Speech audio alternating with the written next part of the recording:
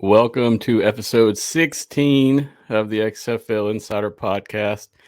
Big welcome to Evan. Evan, how you doing tonight, man? I'm doing great, man. Appreciate you having me on and excited to talk about XFL and hopefully a couple things beyond that. Yes, sir. Looking forward to it. I've been greatly anticipating your appearance. So thank you for coming on tonight, man.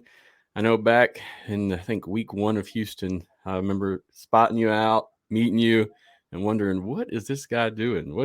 Why is he special? But then after I got to know you, man, I realized why, and much respect to you, brother. So look forward to getting to know you more after we talk some XFL updates. But yeah, dude, I want to congratulate you first on your position, assistant director of player personnel with the Vegas Nighthawks. That seems like it's very exciting. Oh, absolutely, man. Yeah, no, it's been fun so far. I've learned a lot just in the past couple weeks since I've started doing things, and we'll get into that more later, I think. But yeah, man, I appreciate it. Yes, sir, no doubt. Let's go ahead and jump right into some XFL news. So, about 2 to 3 hours before the show, we had an article drop from XFL News Hub talking about Vegas relocation rumors. I know we've talked about this on the show, and as well as I'm pretty sure every media conglomerate personality has discussed this as well. Talks of Vegas relocating to a different stadium or city, most likely city, as we know. This dropped from Mark Perry, but he got his information from Mike Mitchell, correct? I believe so. Yes, I believe Mike was talking to people inside. Yeah. Are you familiar with this article at all? I should have asked you that from the get-go before I just started talking about it. I haven't looked at it yet. I saw that it was posted, and I had discussed this with some people before it went live. But I am aware of the situation overall. Understood. So basically, I mean, it's kind of voicing what we all thought come the end of the season. We weren't really sure if Vegas would be a viable market. The prospective relocation sites are Nashville and Arizona. I mean, what those locations seem good, but I mean, I really would like to see a San Diego here, honestly. Yeah. Now I'll say this, man. Vegas in terms of the market, I don't think it's that bad, but we all know that this isn't what the XFL pictured, right? I'm working for a Vegas team now. In arena football, we're based in Henderson, which is a suburb, but Vegas in general, I mean, it's booming for sports right now. You've got the Shrine Bowl was there. They've moved now, but that was there at one point. You've got the Pro Bowl was there. They've got the brand new Allegiant Stadium. There's just so much going on. NBA G League Knigh is based there too, out of our arena. Just a lot of things, right? So I don't necessarily think Vegas is a bad market, but I do think that the immediate concern right now is Cashman Field. I mean, we can get into cities and markets and what we'd like to see. I know you brought up San Diego, which I love to hear because that's my hometown. I'm from there. Would love to have the XFL there.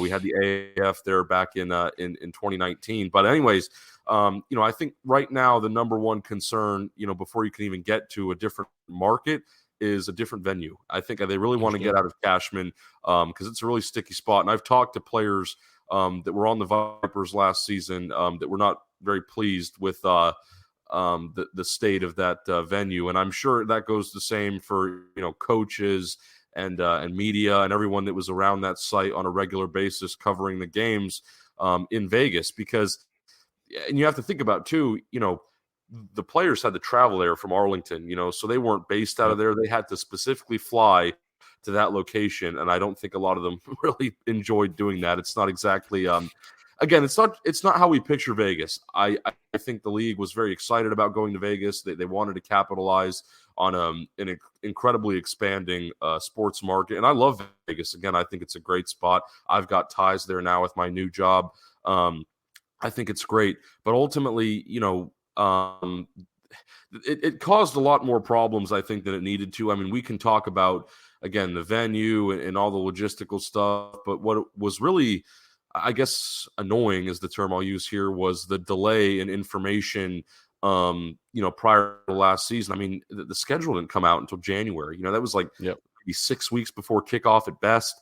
And I don't think the league intended to have the schedule come out that late, but because they were still finalizing Cashman, which almost seemed like an emergency option by that point, because there was some smoke about Sam Boyd Stadium, where UNLV plays, and maybe another location. But ultimately that didn't work out. So they had Cashman come in late as a contender. And, as a result, that delayed really things that the entire league wanted to do. So this is something, that it doesn't just affect, the Vipers and the Vegas team and I guess that market, but it affects the XFL as a whole. And you and me both know that.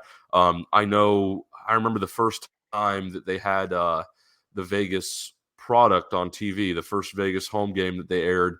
I forget who was it was against. I want to say it might have been DC. It was DC. Yeah, I do remember the game. And I remember thinking, all the other venues look pretty good. Even Orlando, which I know had attendance issues as well.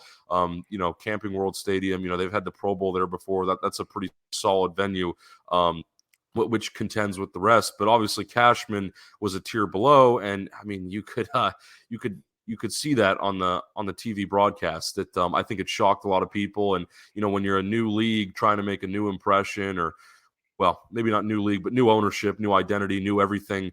Having that, come on TV, it just didn't look great, and it really didn't get any better as the season progressed. They tried, to make things, change some things, whatever, but I don't know. Personally, I think, getting out of Cashman is the best option, and I think, whether they can find another spot in Vegas, which will be difficult, or if they move out of the city entirely, everything's on the table now. It seems like is what we're hearing. Yeah, I think this is our official, our flag wave that they're letting us know, hey, we may be moving, but we're not going to tell you officially yet. I can sense the frustration from a lot of fans, not necessarily just Vegas fans, just fans in general, because this it looks bad. I mean, it looks bad for the league as we're trying to sell season tickets and build a fan base. On my end, I think they should do what's best for the franchise as well as the brand. So if you're going to make money, you're going to have some popularity, move that market, go ahead, but do it with an established plan, do it with established media. Don't just do it, when you feel like, and hope everybody's happy about it. Last season, I mean, you could not buy tickets for them except, I think like you said, it was literally a month before, maybe 5 weeks before. It's kind of the same thing now. I mean, you can go get season tickets for every team except for Vegas and Houston due to both of the infrastructure or the remodels or the moving or whatever you want it to be. So, I mean, in terms of a fan, it's bad and good, but I think that they need to do what's best now and definitely do it soon, because this is not good publicity, and people are going to run with this stuff. They're going to run with it and go crazy. So that's my opinion. No, I think, and I think there was even a bit of skepticism about the Vegas market before it even officially launched. I remember being out. I went to the XFL showcase in Arizona last summer, July of 2022.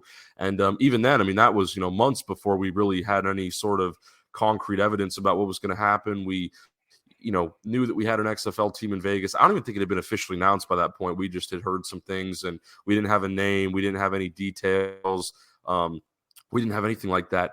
So I think there was definitely a level of skepticism, even before that market opened. And then, once all the delays came in and we saw Cashman for the first time, things haven't been better since then, and it's a shame that it's panned out that way. But I think this is a good time now to talk about possibly different markets in the likely event that they do have to move out of Vegas completely, because there's just not a lot of options there outside of what they already have. I'm sure they tried to get into Sam Boyd. They might have even tried to get into Allegiant.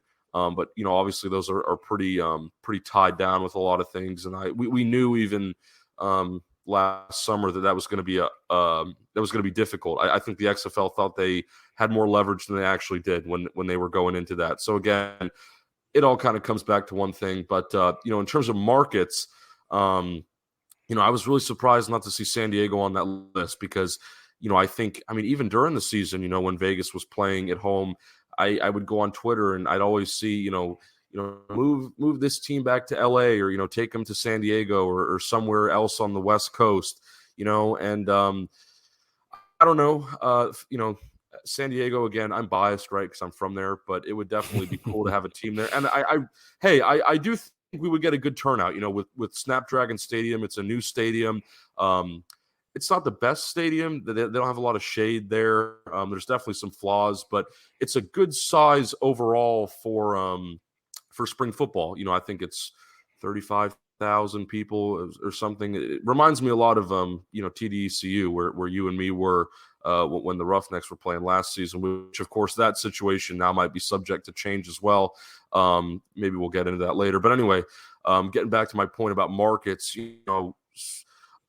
something tells me, San Diego still might be in the mix, and we just haven't heard about it because maybe there hasn't been any discussion. The fact that Nashville and I guess Tempe, Arizona, the ASU's campus, the fact that those have come out makes me think that maybe there's been some sort of mutual discussion between both parties in Nashville and Arizona between the XFL. And, the Phoenix one, or Tempe, whatever you want to call it, intrigues me more because, first of all, that would keep the team on the West Coast.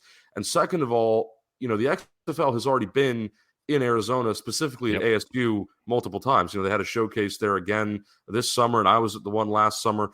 So there's already that pre-existing connection. The I guess Arizona State and the city somewhat would be aware that, the XFL is around. And it really wouldn't be a far move going from Las Vegas to Phoenix. You still have the sort of desert climate, I don't know. Again, it's still West Coast, I think, is what I'm really getting at. So, Phoenix would be a cool market. Definitely wouldn't be against them moving there. I know they already have the Cardinals, but again, I kind of think about and then this might be a bit off topic, but like the Roughnecks, they kind of filled a void, not so much in 2020 because the Texans, the NFL team, were still all right then. Or at least they were in 2019. Then, Roughnecks came early 2020.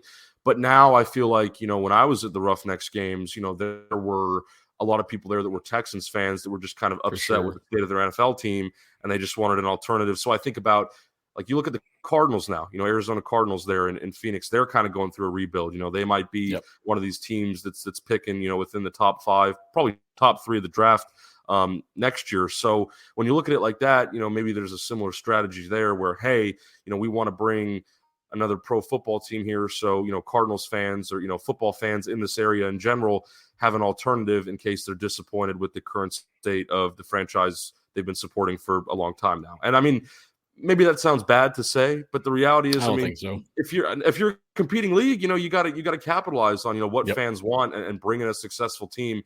It'll be harder to sell, I think, with the Vipers because they didn't have the same success, this last season that, because the Roughnecks, I mean, there was questions in 2023 for sure, but everyone knows what that team did in 2020. That was one of the best spring football teams ever fielded. So that was a bit easier to kind of, come back into that market and just say, hey, we're here again. But yeah, ultimately, I think Phoenix would be a great fit. Nashville, that one I'm not so sure about.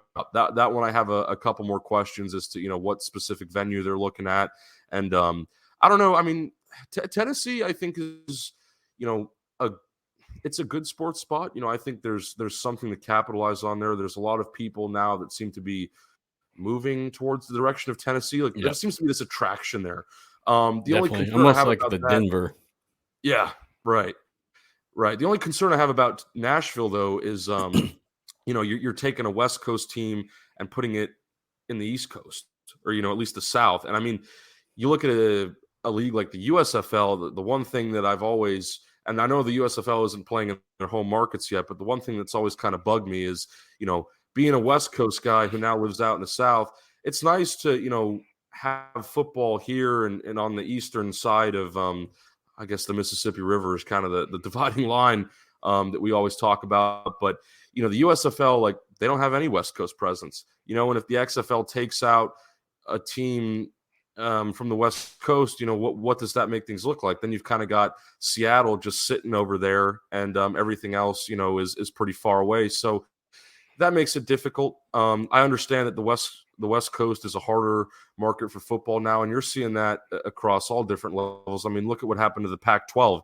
That was sort of the long-standing, I think, what many people viewed as the West Coast football conference.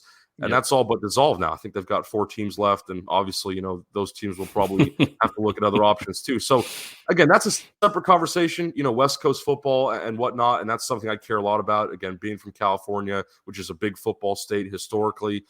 But, I think the XFL, if they want to move the team, they definitely have options. There's definitely a lot of good markets on West Coast and East Coast, but you have to be smart about it. And I think you brought that up earlier. You have to really think that through, and you need to do it professionally.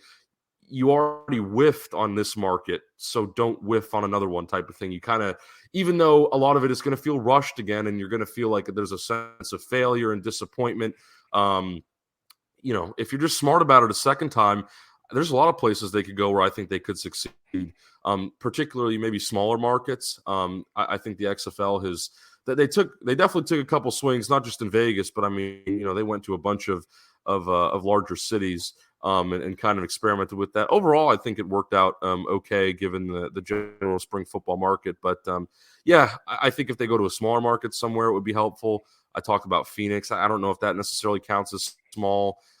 Maybe it's smaller, definitely smaller than Vegas. Same with Nashville. Both of those are kind of growing, I think, in a certain way. But yeah, man, ultimately, whatever the XFL chooses to do next with the Vipers and however that goes, I just hope they're smart about it as well. And I mean, they've already made a lot of changes. New coach.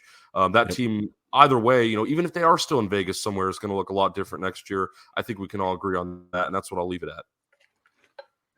Yeah, I agree with you about the catching the secondary market almost. You can kind of look at DC and you can see how successful they were. And those fans were really pissed off at their franchise. And they came out in full force for their team nonstop. I mean, filled 100%. That stadium up.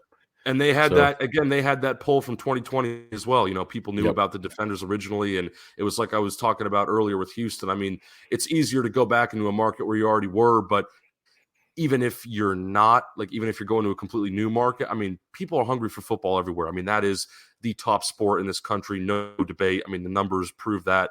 And, you can just go, so there's so many opportunities here. Again, logistically, there's a lot of things to sort out, and I'm sure it will take the league some time. If they plan on, I will say this, last thing about Vegas, if they do plan on moving this team for 2024 instead of 2025, I do think that might cause some delays again with, schedule releases and venues and things like that. Again, it might create another shift in the league that a lot of people, might be upset about. I was definitely a bit disappointed that it took that long for me to get the schedule because, I was traveling, to all the games, and it was kind of hard to, I was sitting there waiting. And I thought, November came and went, and then I was like, all right, it'll be out here in December. They have to put it out in December. I thought it's going to be my Christmas, honestly. Yeah. And then it didn't come until after New Year. And by that point I was like, geez, well, now we're looking at it just felt like there was no time. So hopefully they can avoid that. Hopefully there's some sort of better transition there. Again, this is all very difficult. And I commend, the XFL, not just PR people, but everyone that's kind of doing football ops, because that's, that stuff logistically will take a toll. But if they're going to move the team for 2024, I imagine that they must already be in some discussions now, and perhaps those are deep discussions because, it's, Friday, we're recording this August 29th. It'll be September on Friday. So they really got to get the ball moving here if they want to make a quick change. And I'm sure they've probably been thinking about this, not even since the start of the offseason, but probably as the season was progressing too, because again, there was that negative reception. So I'll leave it at that. But yeah, it's a unique topic for sure. I think it's all been on our minds because it was the one market that kind of stood out like a sore thumb, for lack of a better term, mostly because of the way it was handled, just an overall lack of preparation. But I hope the best, and I'm sure it'll all work out at the end of the day. Yes, sir. Agreed with you on that. I know there will be some disappointed fans, but people just want some consistency and to be able to really depend on the league and, get them to show us that, hey, we're serious. You're serious. We're ready to go. So I will say this about Nashville. I do think it'll be a decent spot. I know they have I believe it's a city soccer league going there now that's pretty successful. It's pretty it's trending. So there's a lot going on there too. Like you said, there's a lot of youth living there now. A lot of people have moved in working that way. So it would be a good market. But I'll tell you one thing, in February, it is freezing cold in Nashville. It is still cold there, and it's not spring football weather if you're outside. If you go to San Diego, though, you can bet that that's going to be some pretty beautiful weather that way. And that's just my 2 cents, and I'll leave it at that myself. Right. Anyway, let's move on, dude. Let's talk about some XFL to NFL recent cuts. So we've had some more come in today, as you've seen also. My boys with the Saints are now waived. Jontre Kirkland, Jack Heflin, and Nico Lelos. So I just wanted to say that real quick. They're waived, so hopefully that means somebody will pick them up. But some notable cuts that I really wanted to discuss was Jordan Teamu and Abram Smith. Both seem like big names that might make it, as well as Ben Denucci. I thought he was going to make it as well on the Broncos. All three were waived. I say cut, but they were waived, so they will be able to be picked up by another team if they want. But, I mean, do you foresee any of these guys make it on a practice squad or a practice roster for this next season? I do. I definitely do. You know, the active roster stuff is an uphill battle, and I'll bring up the USFL here again because last year, you know, the USFL was the only operational spring league in 2022, and you know, they had a really good number of guys signed. I forget the exact number, although I look at it all the time, but I'm not good with math, so forgive me on that. But they had a very healthy number of guys signed to the NFL after their inaugural season. And out of that entire pool, only 2 guys made it, which was Kevontae Turpin, who ended up being a Pro Bowler, which was extremely impressive, and, you know, hats off to him for that. But the other guy was Micah Abernathy, who I think, you know, was like an initial 53 guy. You have to be careful with this 53 stuff because there's an initial roster that shifts over a couple days. So I think he was one of those guys that kind of got caught in a limbo where he like made the initial 53, and whether it was from an injury or just a waiver claim or something like that, you know, he ended up being cut. So really there was only one, and it was Kevontae Turpin. Again, he was an extreme standout because he made the Pro Bowl as a return specialist. But like right now, you know, funny enough, here we are again a year later, and the only guy we have from the XFL on an active roster right now is Dan Whelan from the DC Defenders, the punter. And that's another specialist. You know, I always say, or I've always said, you know, specialist, it's so important, you know, to play special teams if you want to get into the NFL. And particularly if you're actually playing a key specialist position, you know, punter, kicker, snapper, whatever, those guys always have a higher chance of making it. And you saw that in XFL 2020 as well. 2020 was a different time with rosters because that was when they had just expanded practice squads.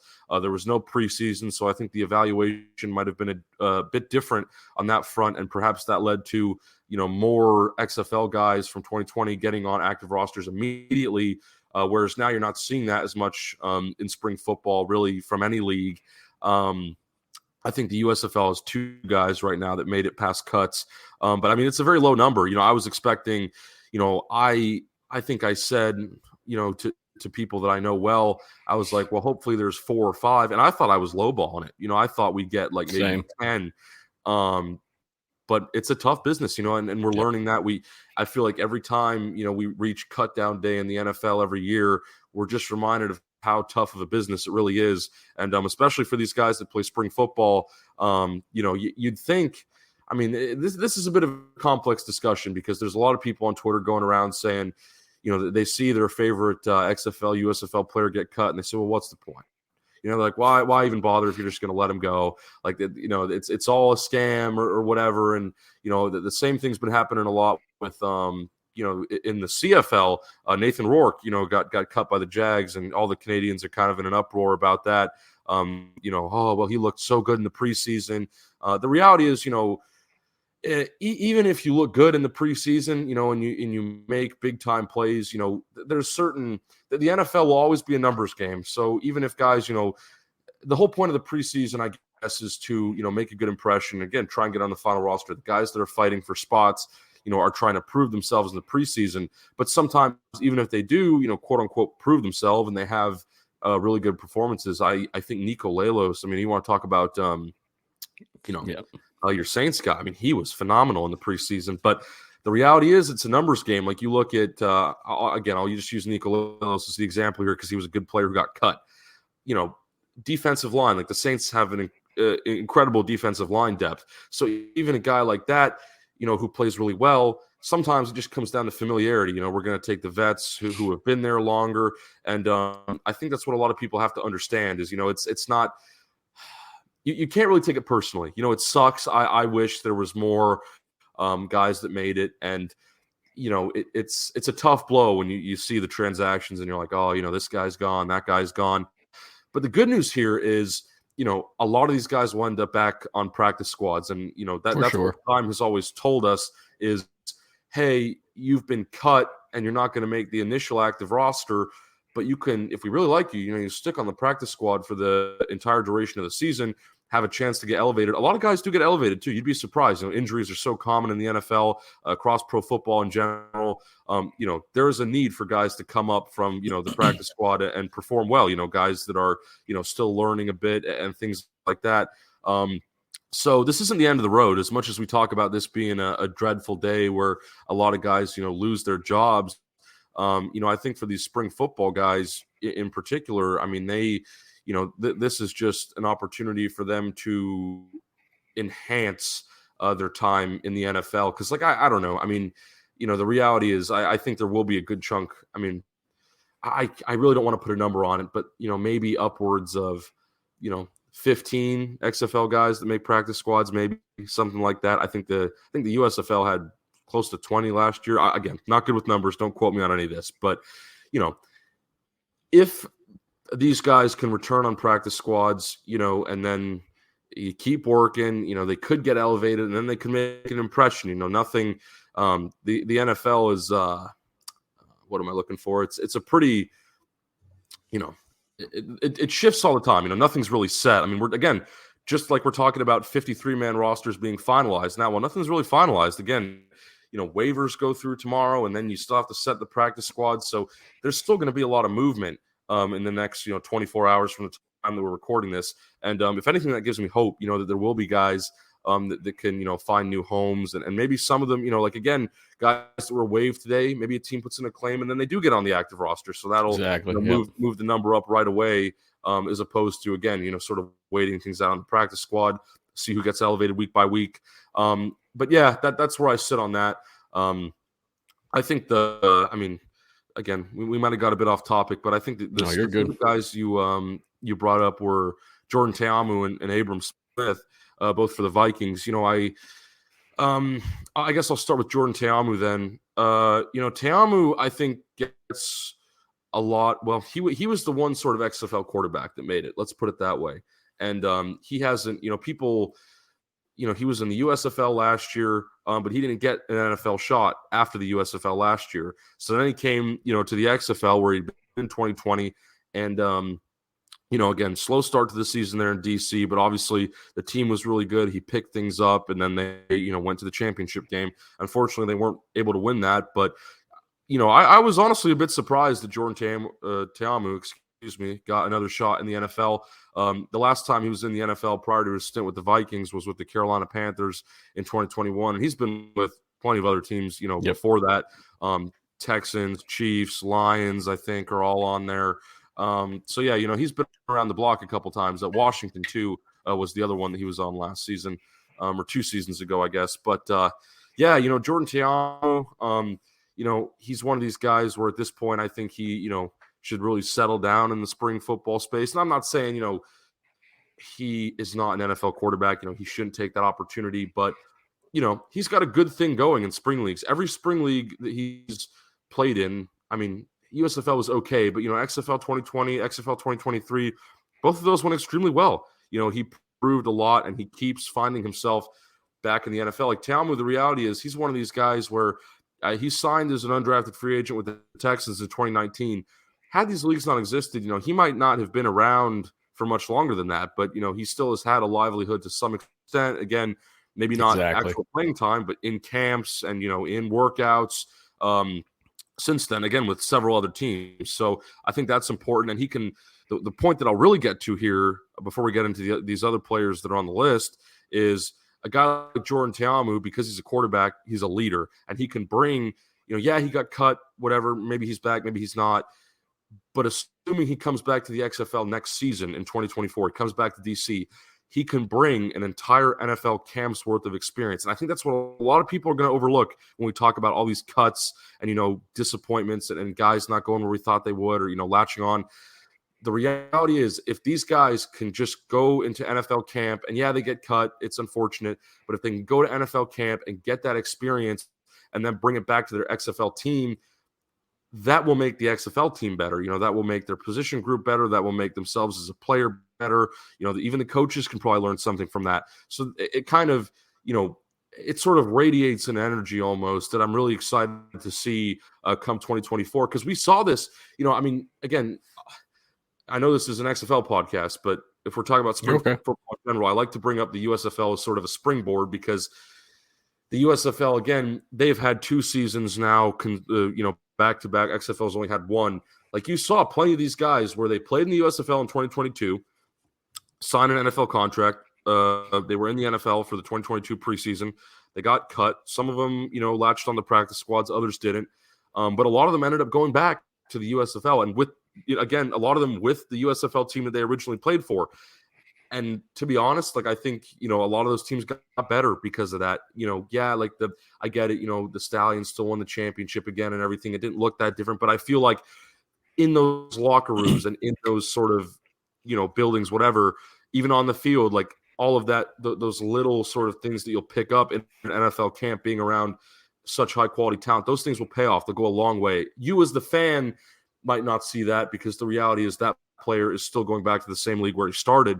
But I've been around a lot of football, man. I've talked to a lot of players. I've been around a lot of experienced individuals. And you can just kind of tell, when guys have a certain level of knowledge. And I think, with these NFL camp invites and things like that, sure, maybe the ultimate goal wasn't accomplished of getting the player, into the NFL and have him playing NFL regular season snaps, at least not all of them. But just, again, bringing those guys back, I'm sure, I don't know, I'm sure there will be a couple guys, I'll use the Roughnecks as an example because that's the team I'm closely affiliated with. I'm sure I'll go back to Houston, in February, and you'll have, the John Trey Kirklands and the Jack Heflins and the Jack Snyders of the world back in Houston. And, well, this is at least what I'd like to see, but this is kind of my prediction as well. Hopefully those guys will be back in Houston and you'll see sort of an elevated level of character, an elevated level of play from them. And even if that doesn't net them another NFL contract afterwards, that creates a sustainability in these spring leagues where the football itself becomes better because there's so many times where, the level of play, I think in the XFL, USFL, it almost gets clowned on by a lot of people who don't know what they're talking about.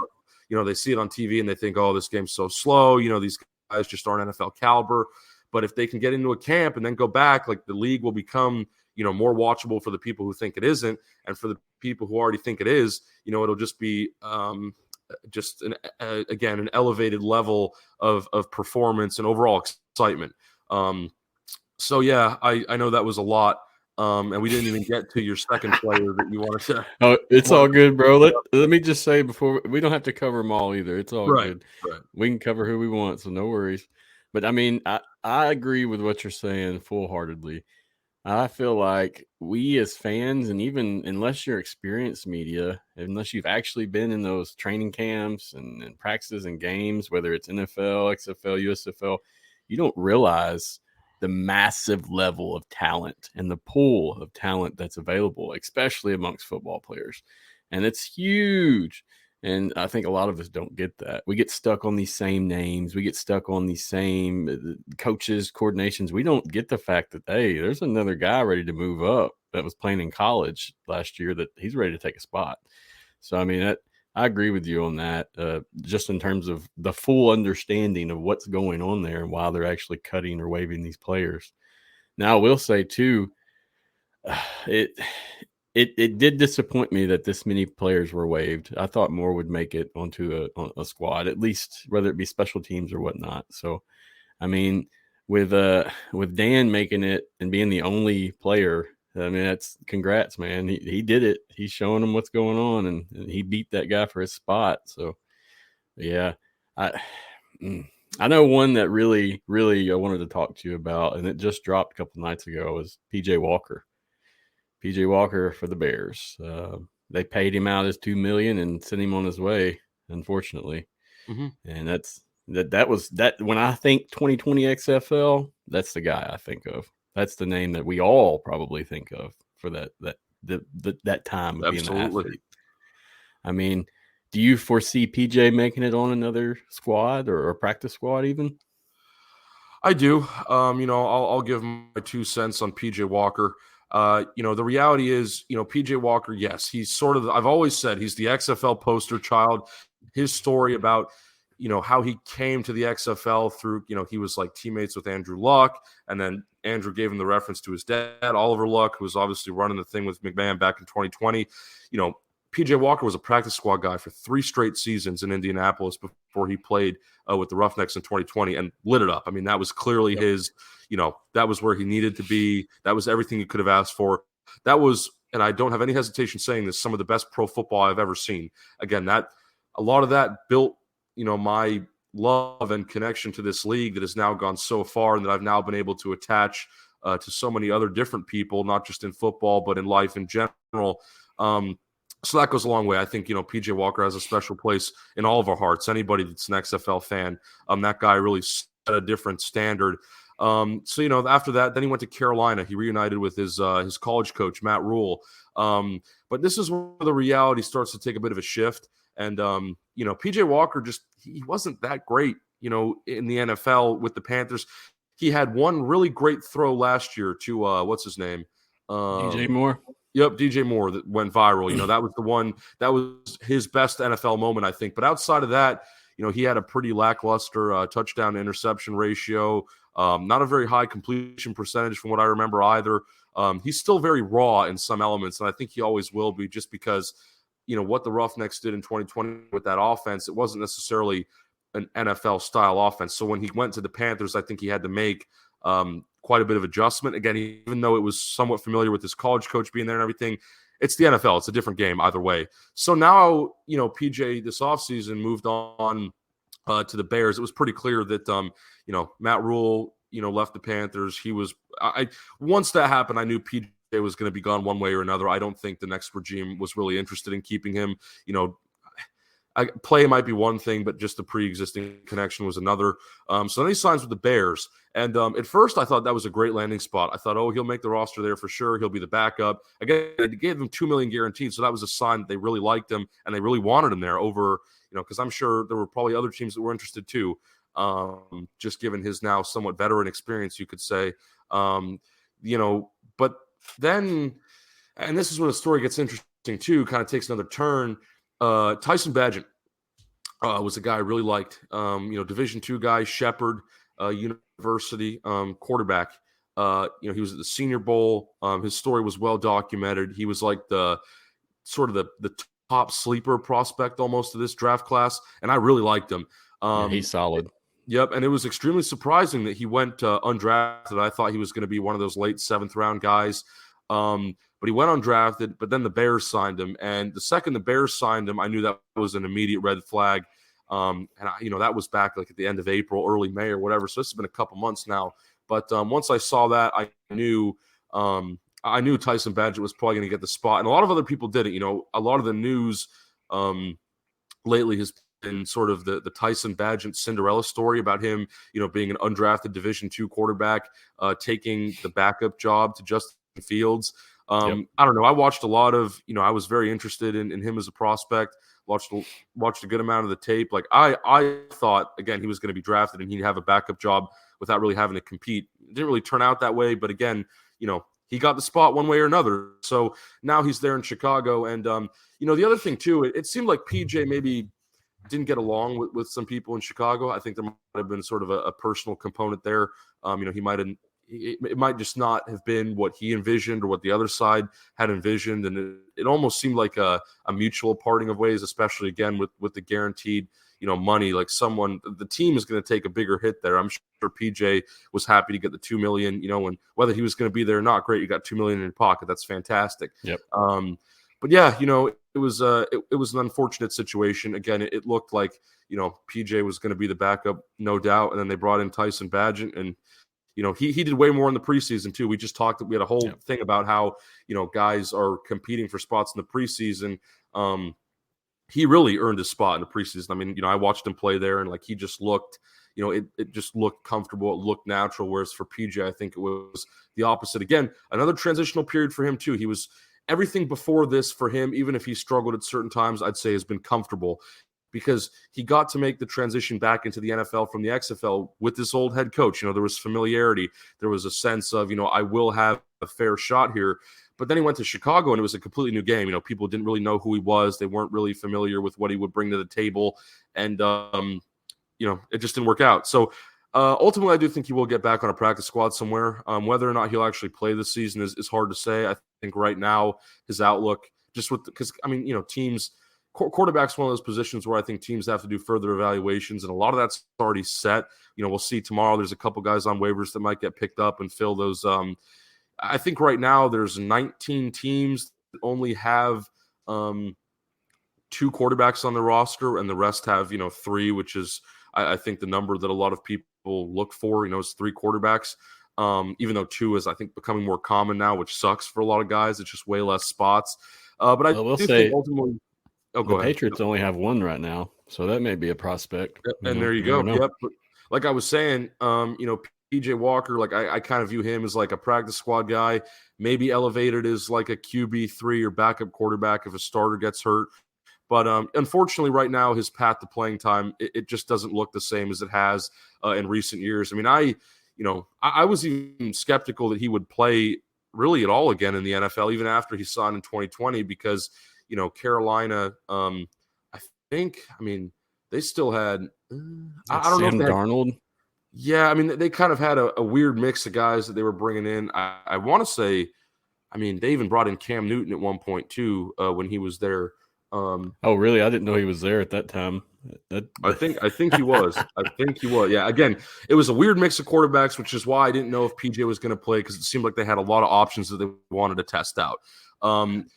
Clearly that hasn't worked out as well for them, and now they have Bryce Young. So it's a, new regime, new everything. They figured that out. But yeah, the PJ Walker story continues. It will be interesting to see where he lands. And, I think there's a lot of people out there that, would love to see him come back to the XFL at some point. That's obviously a big pipe dream. And, now that he's made NFL money, I'm not sure that he would do that. And it's been so many years removed. I think it's less likely than a lot of people want to believe, just being realistic here. Hey, you can dream, right? There's been crazier things that have happened. Like Roughnecks got rights to like Tavon Austin. Like that blew a lot of people's minds, and there were a lot of other intriguing rights claims this offseason too, where people thought, geez, like I haven't heard of that guy in a while, or wow, that guy has an opportunity to come play in the XFL. So anything's possible. That's kind of the way I look at things now in the spring football world. So I'll kind of end it. I'll end it there. Hey, that's a good take, and I appreciate that. We speak the same on that, and you knew I was going to ask you about him coming back to the XFL. I liked how you touched on that.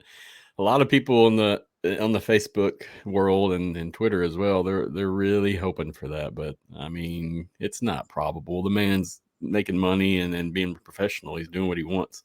Now, who knows? You could have another AJ McCarron story where he just wants to play, but yeah, I don't know. 100%. He's been hustling for many years and getting to a point he wants to be at. Do you really see him going back down? Yeah, right. I don't know. You got to keep in mind, it's been, if he's on a team to some extent this season, he already has, he's been in the NFL now since the XFL for like 4 seasons. If you count, 3 seasons with the Panthers and then this offseason still with the Bears, then he might get something else after that. So, that's a solid 4 seasons. Like it's, after, even after like 2 seasons, it's kind of hard to go back down. And he's received enough playing time where I feel like, he could probably, I'm not sure he's ready to walk away from football, but if he doesn't get another opportunity, I don't think his mind is immediately, let's go back to the XFL and make something happen. A lot of people I think want that. A lot of people, would hope for that. And, deep down, there's a part of me that wants that as well. I just don't really talk about it because, again, likelihood of that happening is next to none. But again, it's fun to flirt with those ideas. And, we've seen some crazy things happen in these leagues already, like I just said. So, Understood. A couple more points and we'll move on from this. We don't have to talk about every player, but right. yeah, I mean, we've definitely spent some time on it. Now, I had some comments from some people I'm going to flash in. Now, this is the XFL Insider Podcast, but Mad Chatter's asking about Magui. What do you think, man? I mean, Yeah, Alex you Magoo. familiar with his situation? Yeah, I mean, he was the Stallions quarterback last season, had a very impressive run. Probably one of the greatest spring football quarterback performances we've seen besides the guy we've just been talking about, PJ Walker.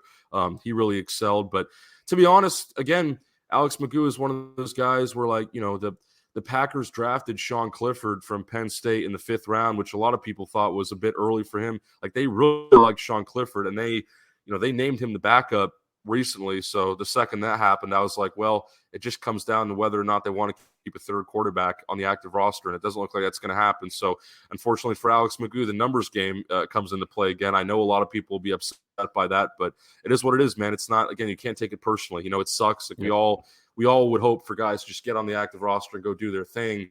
But, NFL has a limited number of slots for a reason, and that's why these leagues are so important, all these spring leagues that we're talking about. It all just kind of goes in a circle. It's one big cycle where if a guy can't play here, well, then maybe he can come and play there, So, yeah, Alex Magoo, I don't know. I think he will get another NFL shot somewhere, maybe, practice squad for a bit. I don't know. His outlook is interesting, but, for him, like, he could easily come back to the Stallions next year. This isn't like a PJ Walker thing where he's been removed for so long. Like, I mean, he was just playing there. It feels like, literally, what, July? I mean, it wasn't that long ago, really. Game in July, like, that's yeah, it wasn't a couple weeks ago. Like, he could easily just go back there if he wanted to, no problem. So that's I think for the people who are disappointed about Alex Magoo not making the roster, well, you could still see him play again in the USFL or maybe even the NFL if that's a long shot. But again, with a guy like PJ Walker, that's a different story because he's so far removed from the XFL in 2020. Understood. Last name I want to cover before we move on, Ben Denucci. A lot of people expected him to be with Denver. In my opinion, he probably will make it to the practice squad if somebody doesn't pick him up. But the XFL world will love to see him back in his home place of Seattle. So what do you think of that situation? Well, he was the other XFL quarterback, too, that made it besides Jordan Ta'amu. And, I don't know. I don't know why my mind skipped Denucci for a bit, probably because it's racing with all the information. But, no, I mean, Ben Denucci, look, it's the same thing as I just talked about with Alex Magoo. So Russell Wilson's your starter. The Broncos brought in Jarrett Stidham, who at one point was a 4th-round pick and was on the Patriots for a while and has, I think, more playing experience. Like, Denucci played one NFL game with the Cowboys. Like, Stidham has played a bit more of that when he was with the Patriots, and he was there for a longer amount of time as well. So, again, it's like, they favored Jarrett Stidham as the backup. It just comes down to, do you want to keep that third guy or not? Denver said no. So, at least I think they said no. I'd have to double check that. I don't think they have a third quarterback, though. I think it's just, I don't think they do either. Yeah. Sean Payton knows what he's doing, so he I'm does. confident in that. Again, it's all a numbers game. Like, I don't think, like, I still think, Ben Denucci. Honestly, Ben Denucci might have the best shot of sticking around in the NFL, like, than a lot of these other guys at quarterback because he was drafted and he has game experience. So that automatically helps right there. But yeah, like, it just, like, certain coaching staffs and certain things, like, people will favor others more based on certain criteria. So even if a guy like Ben Denucci plays well or whatever, and people sort of lean in his direction, well, it is what it is. Like, I'm sure he'll be back somewhere and he'll still have an opportunity to, get NFL reps of some capacity, practicing or whatever. Obviously the end goal is in-game reps, but you can never guarantee that. Yes, sir. Agreed. I know a lot of folks were happy and sad about that one. Yeah. But they know, I mean, I would love to see Denucci back. He was a solid leader for that team there. Mm-hmm. Once again, people didn't like him because he had a mouth on him. He liked to talk, but I mean, he led his team to victory. He was good publicity. He was really good publicity because people like Ben Denucci was kind of he has a certain, it's his persona. People know who he is because he kind of has a brand around his name. Yes, he wasn't, an NFL great or anything like that. He wasn't an AJ McCarron where he was out, on the biggest stage at all times. But, he has a certain demeanor about him that works well when it comes to, sort of building a following and building it, because not every player carries that. There's a lot of players that are just, quiet, and maybe they play well, but at the end of the day, like, they're just there to play football. I don't think Ben Denucci is one of those guys. He's got multiple different things going on. So, I would be open to, Ben Denucci coming back. I think that would be great, particularly because, the Sea Dragons don't. If you look at their quarterback situation right now, they've got, I think it's Steven Montez and Harrison Frost, and both of those guys are extremely unproven. So I'm sure they're probably hoping for him to come back, if anything. Same with Jordan Ta'amu. Derek King, like, we'll see. He's coaching right now at SMU, I think, but he could start, right? I think they'd be a bit more comfortable with that, but I don't know. That's just all talk. Understood. As we move forward, are there any other players that you are watching or expecting to make it or not make it? There's a couple guys I'll briefly talk about for the sake of time, because we've been on this for a while now, and I know we're ready to move on. But you've got a couple guys here that I'll touch on briefly. Abram Smith, he was the number 1 overall pick for DC, and obviously, had an outstanding season with them, leading the XFL in rushing and everything like that. He was a great player. Unfortunately, I think the Vikings, it's a numbers game. I can't say anything other than that it's a numbers game. I would expect him to be a practice squad guy, though. Hopefully. I don't know. That's on the fence as well. Like, it might not be in Minnesota. I don't know. Jaquez Patrick, that's an interesting one, because Jaquez Patrick, since his time in the XFL, has already been with 2 teams, not one. A lot of these guys we're talking about have had their entire offseason with a single organization. Jaquez Patrick has been with 2. He was with the Broncos first, so he was there with Denucci, the other XFL guy there in camp, and then he then he got cut, and then he went to Tennessee, and Tennessee right now, they've got, I don't know. I was somewhat surprised that they didn't keep him, because right now they only have 3 running backs, and one of them is a rookie, and the other guy, Julius Chestnut, is kind of unproven. Like, besides Derrick Henry, there's not a ton of depth. I know, like, the guy that they drafted, the rookie, Tajay Spears, I had a chance to watch him at Tulane. He's phenomenal. So that's, it's going to be hard to get playing time behind him and Henry either way.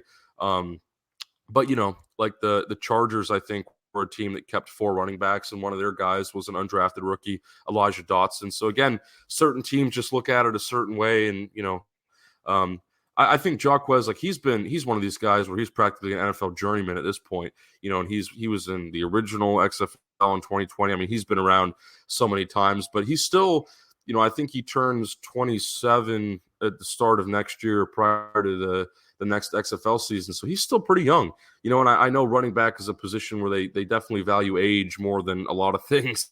So that might be a good sign for him, the fact that he's still 26 years old. A lot of these guys, just like, Ta'amu's only 25 or 26, and it feels like he's been around for a long time now. So, Agreed. Other than that, though, I think all the Roughnecks guys, I wish, the best of luck to more than anybody. Like, well, I was surprised, like, some of the Saints guys, like, I know Nico Lalos was on the Sea Dragons, but he was honestly one of the most impressive, and I wasn't expecting it at all, but he had one of the most impressive preseasons from any of the XFL guys that I saw.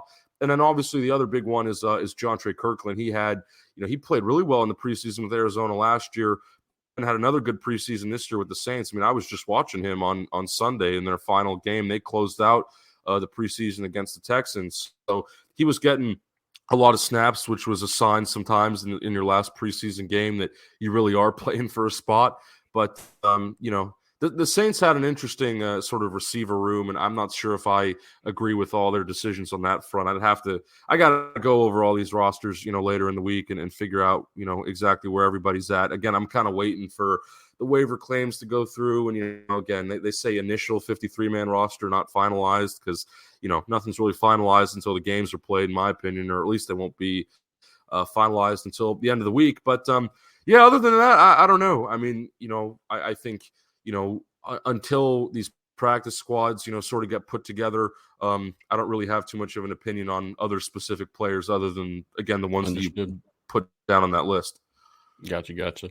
Yeah, I'll say Nico. I mean, he was showing out even in training camp. When I went there, high energy, flying around, really showing out for a spot.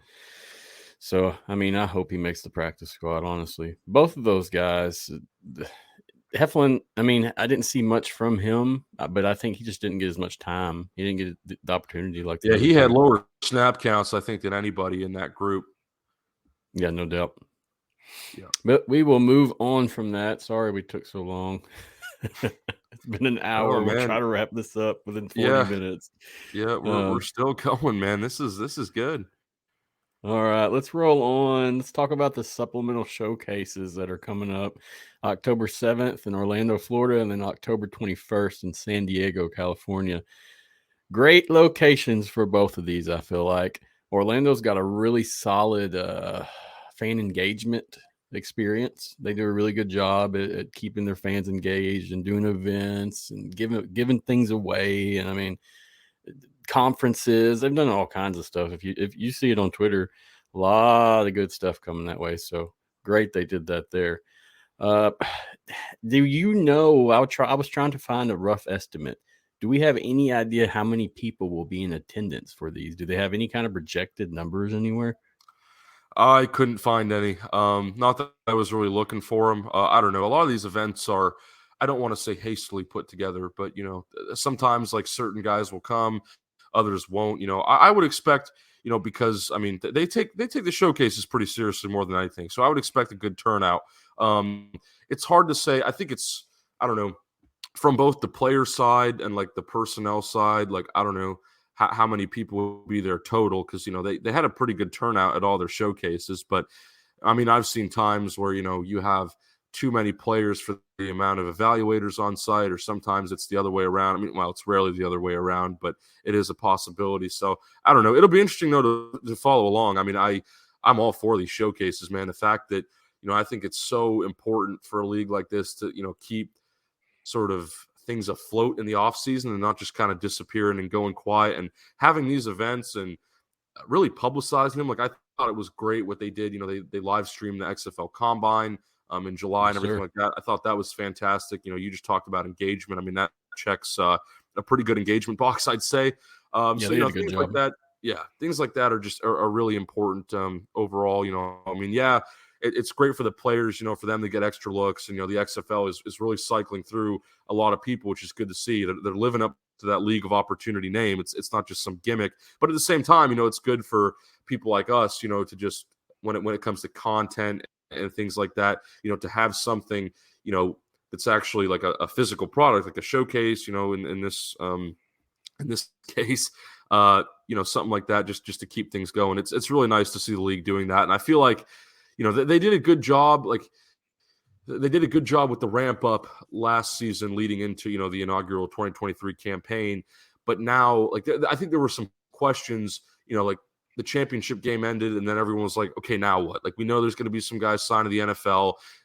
They knew that they wanted to do the showcases again, but they were very quick with sort of laying out a plan. Like, hey, like we're going to have this and this, and we're going to have the combine. And they announced all these other drafts, which I think, were unexpected to a degree. They've had a lot of drafts, a lot of rights claims. I mean, they have just, again, personnel-wise especially, they have not stopped working at all.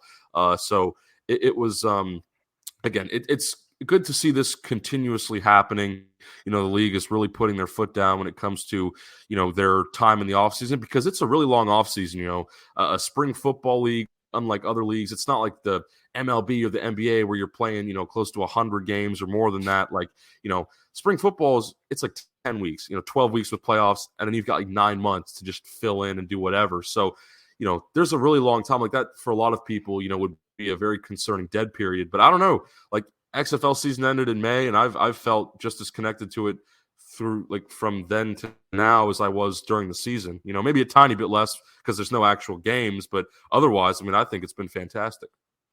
Yeah, I was quite worried myself because we had just an audio only show there last year during the season.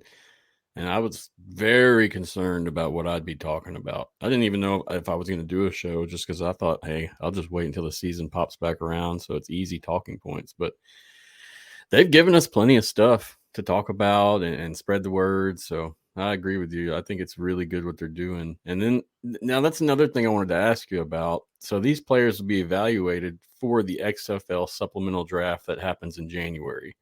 Originally, we were supposed to have another draft in October, correct? Or maybe December. I couldn't remember, but I know I was looking at some reports, podcasts, and such, and I could have swore that they said there'd be another draft. Mm-hmm. Yeah, I think it was meant to be in October, but it sounds like that draft is going to be for guys. And don't quote me on this because I'm going off the top of my head too, but it sounds like it's going to be for guys, that were like, NFL cuts, which is now, beginning of September. Understood. And then I guess this supplemental draft that they're having in January for these showcases is similar to, all these sort of assigned rights and these little drafts that they've been having for players that come to these next two showcases in October. And just to touch real quickly on what you brought up initially with the locations. I think Orlando's a great one. Florida's a great football market. And, San Diego, we keep talking about San Diego to some capacity, connecting it to the XFL.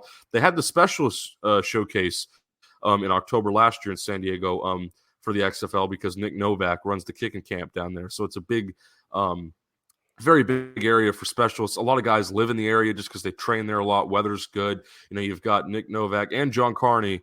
Shout out to those guys down there back home. They're kind of running all the specialist stuff down there. And, Novak has ties with the XFL personnel department because he played there.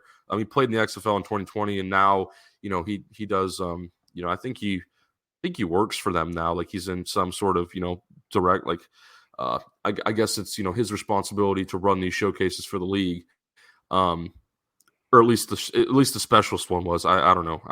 It's kind of off topic, but, You're good. no, I mean, I think both of those locations are really good. You've got one on the West Coast, one on the East Coast. So again, you're spreading it out. You don't have to get guys to come in from so far away. And it's been nice to see the XFL really localize, some of their content. Like I think about going back to last year, like with their showcases initially, they had the two ones that were just fascinating, not just to people in this space, but I think to a lot of other people who don't follow the league, like the HBCU one in Jackson State where they met up with Deion Sanders and everything. That one was fascinating. And they got a good number of guys, from that showcase to play. Like I know Bryson Aline and Justin Smith, both in Houston. Yep. Like those guys came from the HBCU showcase. So there's that. And then there's also the Hawaii showcase I thought was fascinating too. And I think that's where Cole McDonald was, because he played at Hawaii. And I think that's where they found him.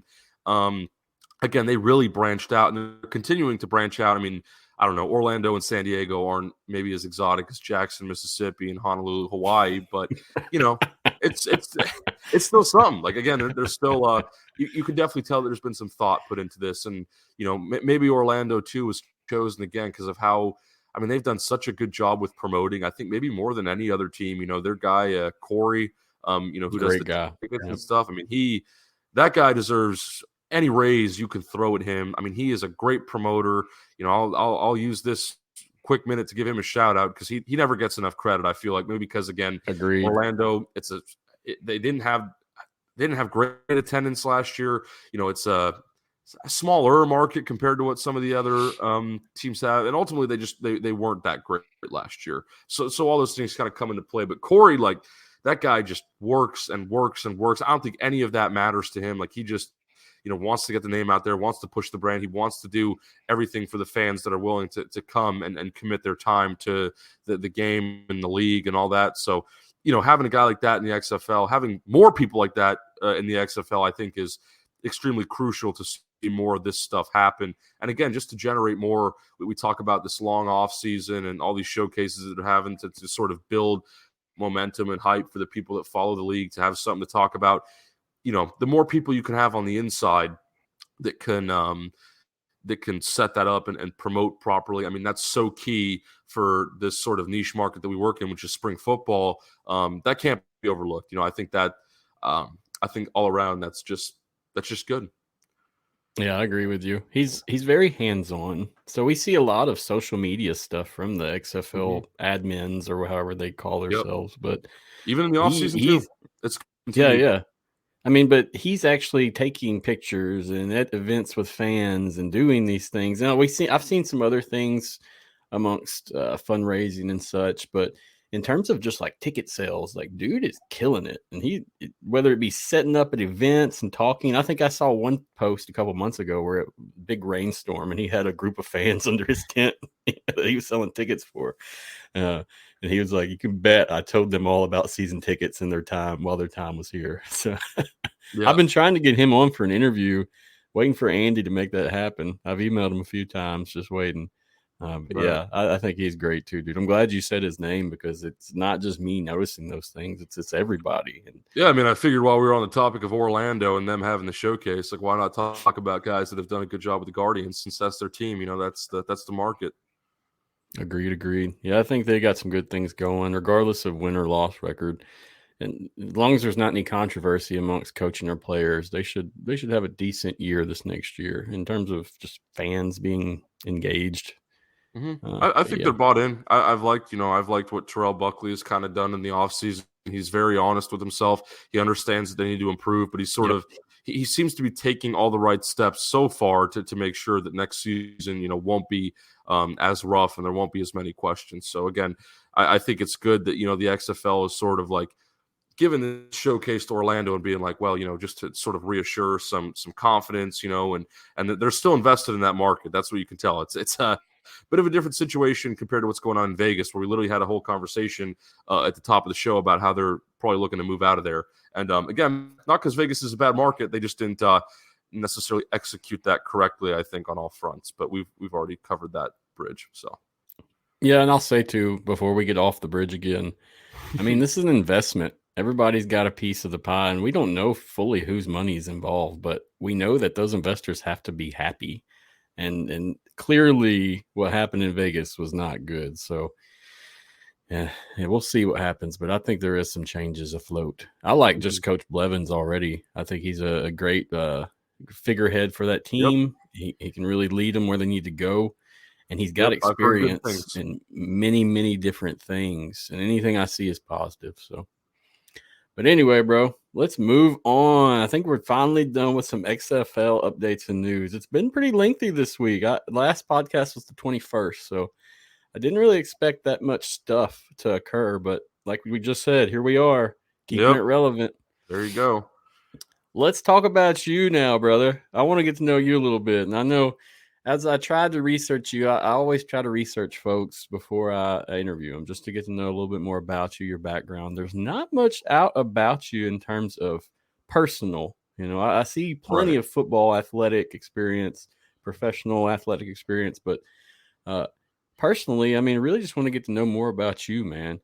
You've got some unique positions. You have unique relationships with players. That I'll say before we get started, I'll say that's what I noticed about you first and foremost was your relationship with players and coaches and how you develop those relationships. And I mean, y'all were, judging from my view, you were friends. You had a lot of friends. You had a lot of different associates. You had a lot of different people that, that they knew you weren't there just to be a media person. You were there to actually care. You were there to be that person for them. And so I want to say that's really shaped my approach to dealing with athletes and coaches and personnel amongst the leagues. I mean, I didn't have the media background when I come in, but just from watching you, I learned a lot. So appreciate you, man. I just want to say that's a lot of respect to how you handle yourself as a media person. You could take a lot of these bad points and a lot of these talking points that you hear and you could run with them. And I see clearly you don't do that. You're positive, you're detailed, you give solutions, and you tell the full story. So just want to say that. But yeah, tell us more about your background, man. Tell us, what age did you start with sports media? What age did you start, showing an interest in this stuff, and what brought you here? Yeah, man. Well, just quickly before I jump too deeply into my full background, because that's going to be really fun. This is the part I've been looking forward to. But just to briefly touch on what you brought up about sort of player and coach relationships and everything that you've just commended me for, which thanks again. I really do appreciate all the kind words and everything. But man, what I learned was in a league like this where people are just trying to get general information and there's a lot of unknowns and there's a lot of uncertainty, you really have to be positive because, there's certain things that are in such a vulnerable position, if that makes sense. Like a lot of the, I could go out there and be like, oh, well, this player, sucks, isn't great, whatever. But I'm never going to do that. Same with coaches, because like a lot of these guys, they're learning too. We're all sort of in a new, as much as it might not seem like it initially, we're all in the same boat. We're all still learning things. We're all just trying to figure things out. Like it's all new. There's a certain element to it where we really are connected on the same level. And I always want to, again, I like to make things personal. It feels a lot more comfortable when you make things personal. So, yeah, I'm a media guy, but I really do care. And you're totally right, man. I think a lot of people, within the XFL and other places have realized that, on the Roughnecks, like, doing all that stuff. I think, I was able to gravitate towards people because I used my existing expertise and knowledge of the game and certain guys' backgrounds like that. I mean, that's just how you establish connections. I really wanted to make it personal. I didn't want to just be, some random guy that would turn up and just try and put on an act. Like this was my life, man. Like I spent so much time and money and effort going out there and doing that stuff. And I fully intend to do it again, because it's probably going to be even better this time than it was last time. Like I just see the trajectory. It keeps going upward. So yeah, man, ultimately, it was really cool to develop those relationships. And I wasn't sure if it was going to happen. As much as you, again, praised me and, kind of used me as a role model, there was uncertainty on my end too. I don't know how guys are going to, respond to me being there. And at the end of the day, like I really am just some guy. I'm not terribly special. I'm a, 19 going on 20-year-old college student. So I'm young, but, I'm, for lack of a better term, I'm just some kid, walking around out there. But it's what you make it. Like I could be just the kid walking around out there hanging out, but I put in, again, the time and everything and just, really, I cared that much to where I could really elevate it. And that's gone a long way. That for me personally, I'm, again, very fortunate to have those relationships with people and that people can, feel comfortable around me. But it just goes, it's so much further beyond that. Like I won't get too deep into that because I've got a whole, background to tell before all this even happened. But, I think, just in everyday life, like being able to talk to people that you don't know as well and to just try and find common ground. That's a thing a lot of society struggles with nowadays. So, yes.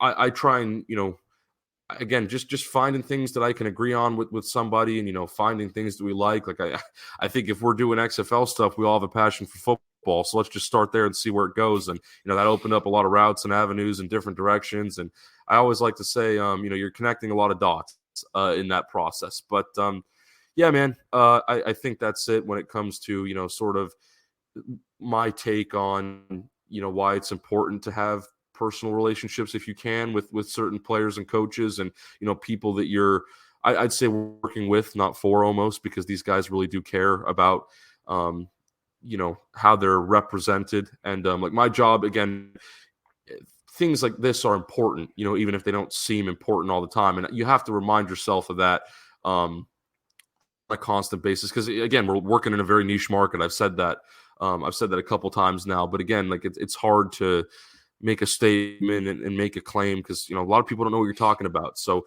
again, guys respect that. And, it only makes me look forward to 2024 more, knowing that those same people, a lot of them are going to be back and, we can just continue to grow things that we've already laid the foundation for.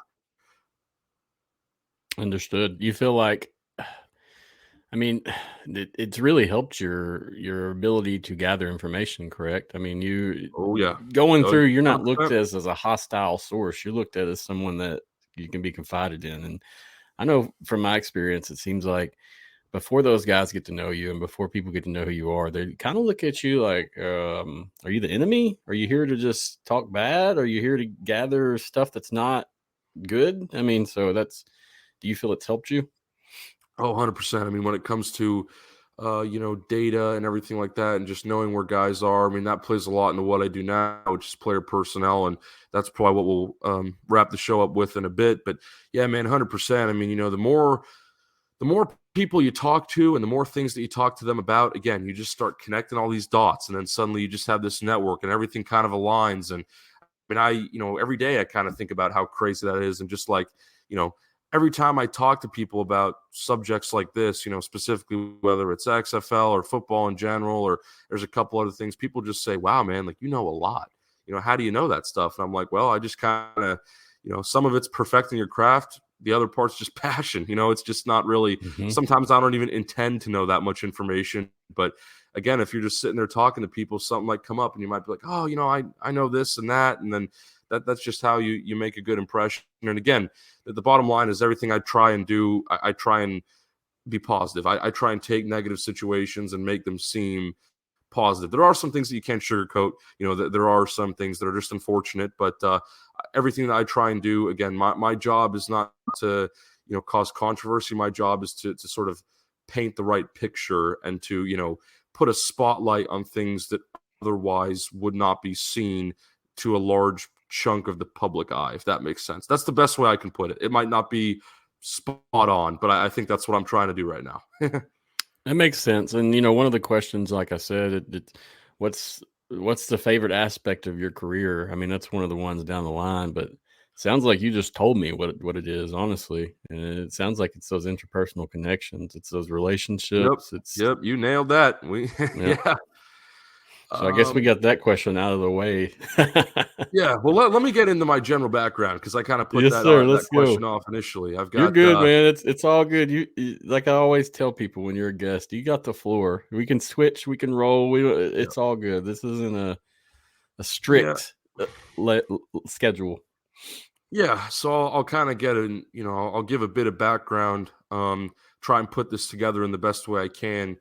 In front of an audience, because I've always explained this story in chunks, but I think to a lot of people, things get mixed up, and I'll try and keep it condensed again for time's sake. But this all kind of started, this whole alt football, but even football in general. Like, I wasn't really a huge NFL fan until, again, I'm young, right? I'm 19 going on 20, so keep in mind, all this stuff might sound extremely recent for people who are older that are watching, but for me, some of this stuff feels like a third of a lifetime ago, and it is. So just keep that in mind while I'm explaining everything. But I wasn't really an NFL fan or, football fan, college football, whatever. Probably not until I don't really think I watched NFL games on a regular basis until 2017. I think that was, I was 8th grade was when I really started getting into it.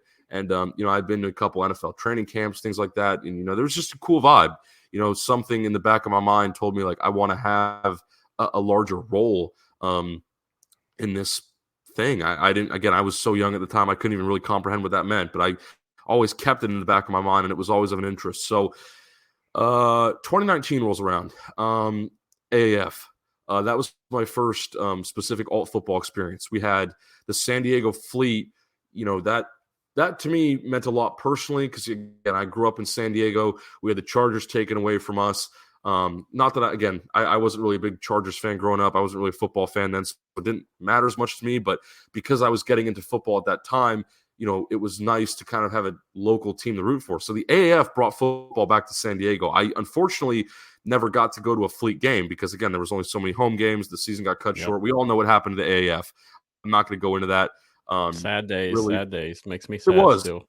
But the AAF was really that was where I started feeling even more connected. I had been an NFL fan, kind of a casual, but I watched a good chunk of the AAF games, and I thought, there's something here. Again, I couldn't quite put my finger on it, but there's something here. It's cool. It's alternate of all things. It's just this is something that could be built. This is a product that I saw. That was my freshman year of high school. It was AAF started, February 2019. I was in my freshman year of high school, and I thought, this is cool. I'm we can, there's something here that I want to build on. And I'm still a bit young. I still don't really have much experience or even the sort of process to put it all together. But I like the AAF. There was a lot of cool things that league brought.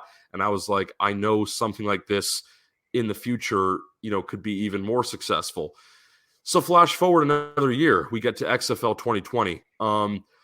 Again, I was still, that was my sophomore year of high school, right before COVID. And, I was still inexperienced at the time, but I knew I was going to watch the XFL. I heard that league was coming out. I knew even after the AAF, like there was already talks of the XFL happening, and that's when they started, ramping up some of their stuff. So I watched the XFL in 2020, and that's where things really got serious because keep in mind, I was a fan of the AAF in 2019, but I was very casual. I didn't watch every game. I just thought it was a cool concept or idea. Things really got serious in 2020 with the XFL because even though that was shorter, that was 5 weeks instead of 8, whatever the AAF was. Those 5 weeks like that, if I wasn't sold before, like the AAF told me that there was something there, I think I started putting together all the puzzle pieces when I saw the XFL in 2020 because that to me was like that felt way better than the AAF. It felt more complete. I was like, okay, so that idea I had of something cool as a freshman in high school has now played out a year later, but in better fashion. So my belief in a way came true. I was always saying like, these leagues are cool. You need to watch them. This is a viable product.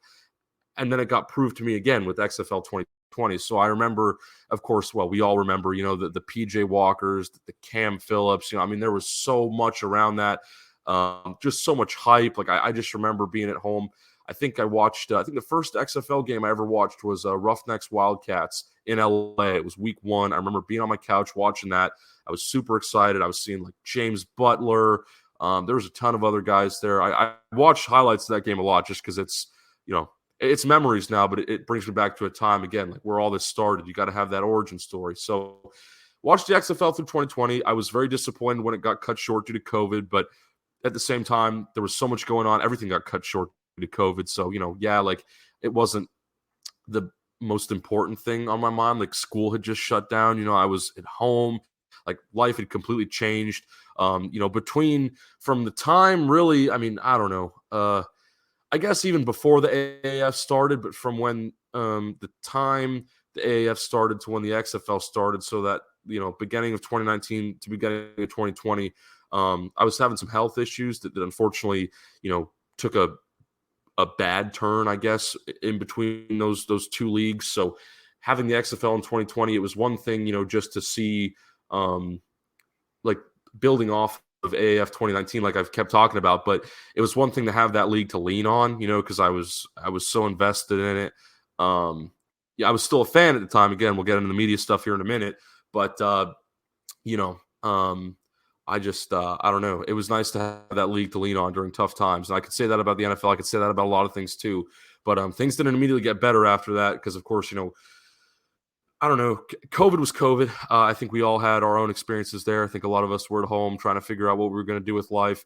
XFL shut down, and then I didn't go to school. So just to give you a timeline, I was out of school from March 2020. I didn't go back until the beginning of my senior year of high school, which was August or September of 2021. So it was like a solid year and a half that I was just doing Zoom. And, you can imagine how much of a toll so that you were kind in of took on me. California. Yeah. This was not back. This was So in San Diego. Yeah. So you were locked down hardcore that way, right? So we didn't have a lot. And again, my health sucked at the time. So I was just in a bad spot. Like Sorry that. to hear that. It is what it is. Well, I can maybe get back into that more in a bit. But ultimately, I had from that whole like 2020, I don't know. I started, while I was sort of in a dark place, I guess, in 2020, and we were all locked down and we had nothing to do, I started doing what we're doing now, podcasting. I had a little podcast going, nothing serious. I wasn't really paying for it or anything. I was just kind of, sitting there with the mic, rambling on about NFL stuff. I wasn't even focused on alt league stuff back then. It was primarily NFL, just sort of what I thought teams and players were doing. Basic stuff. I was going into my junior year of high school. I was like, whatever. I was 16 or something at the time. I was like, let's just try this and see how it goes. So things got, I think, a bit more serious at the end of 2020. Because that's when I started doing interviews. So I had this podcast, I had this thing going, but I was like, I want to elevate this and take it to the next level.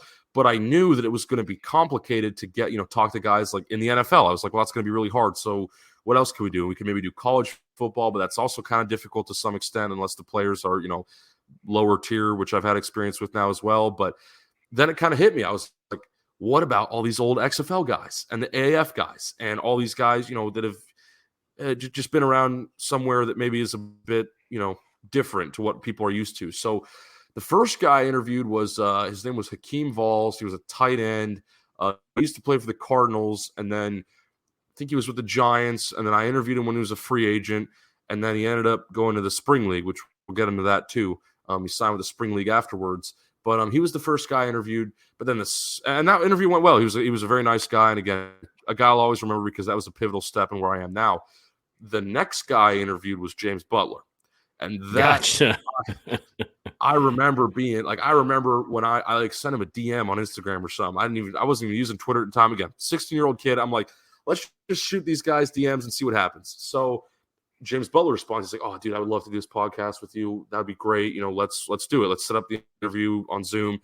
I was ecstatic. I was like, that felt like my big break in a way. I was like, oh my God, like we're interviewing James Butler from the Houston Roughnecks.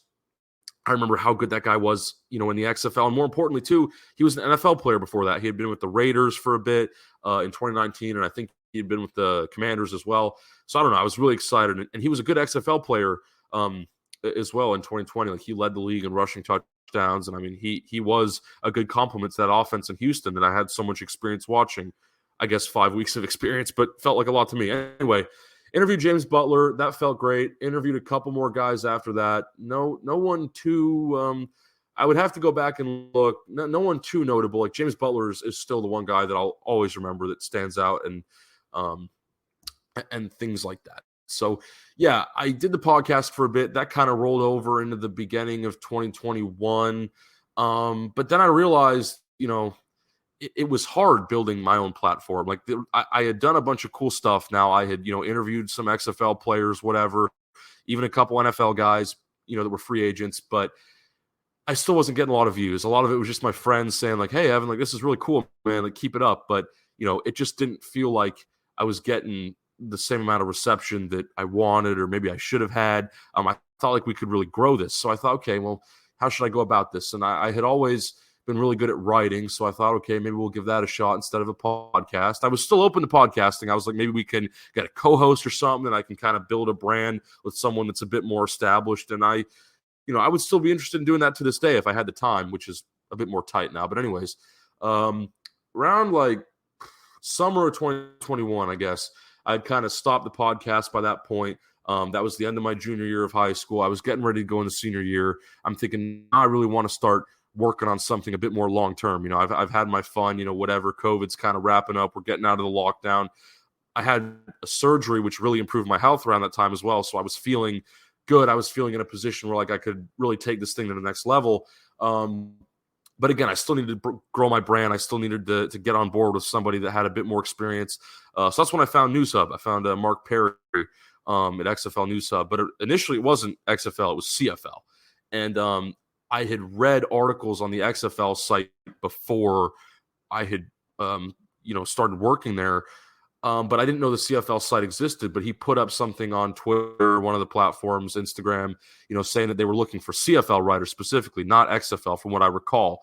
So I just sent him an email. I was like, hey, you know, I'm not totally versed in the CFL space. Like I have more experience with XFL and AAF, but I'm willing to give this a shot. And like, it's alt football one way or another. So, you know, if you can have me on board, that'd be great. And, you know, within a couple days, I want to say it might have even been hours, you know, I was writing my first article, and I think that was July 31st, maybe it was August 1st, 2021, sometime around then, a little over 2 years ago, was when my first article went up, and I was covering the Hamilton Tiger Cats at the time, CFL team, you know, and I enjoyed it. There wasn't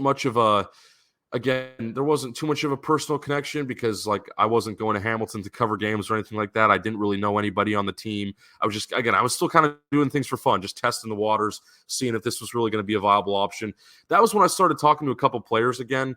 I talked to a couple guys in the CFL. I don't think I talked to any coaches, but this is my senior year of high school now. This is like fall 2021.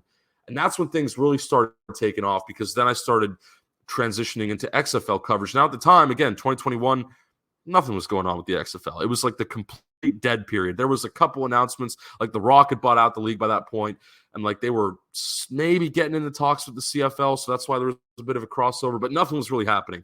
I started writing about the XFL, which coincided with my CFL content that fall, and really all it was like, you know, this XFL 2020 player doing this in an NFL game. I talked a lot. I mean, I have so many articles about PJ Walker, Taylor Heineke, all those guys, a couple more. I won't name all of them again for time's sake. But, I was writing about guys that had played in the XFL in 2020 that were now doing stuff in the NFL because there were a good chunk of guys from that league still on NFL active rosters. And I thought, okay, great. We can just write about this. I think I did one on like Josh Johnson too. It was fun. I was having fun doing that. And I think I enjoyed that more than the CFL coverage just because it felt a bit more personal. Like I had watched that league in the past. I was just kind of getting in the CFL at that point. So I don't know. It was two different games. But both of them were important. And December 2021. I know we're getting a lot of specific dates here, but it'll get a bit faster because now people know what I'm doing. December 2021. The dates are good. Keep going with the dates. I will. Good. Yeah. So December 2021.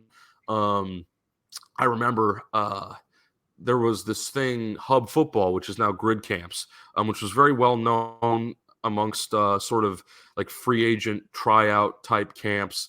And they had one coming up in San Diego. I had known about the program several months before that, but at the time they were having a lot more camps up in LA and Orange County, and I just didn't really have the time to get up there at that point. So then they announced the one in San Diego, and I said, okay, I need to go to this. Like I took a day off school to go down there and just go meet some people. And I'm like, this is the type of thing I've been wanting to do for a long time. Like, let's go. Like I'm starting to get more, social media traction. I've, put enough articles up now where like people maybe know what I'm doing to some extent, but like now it's time to go and do stuff in person. Like let's go meet some players, meet some coaches, actually have these in-person interactions, which we talked about earlier are so important, to what I do now.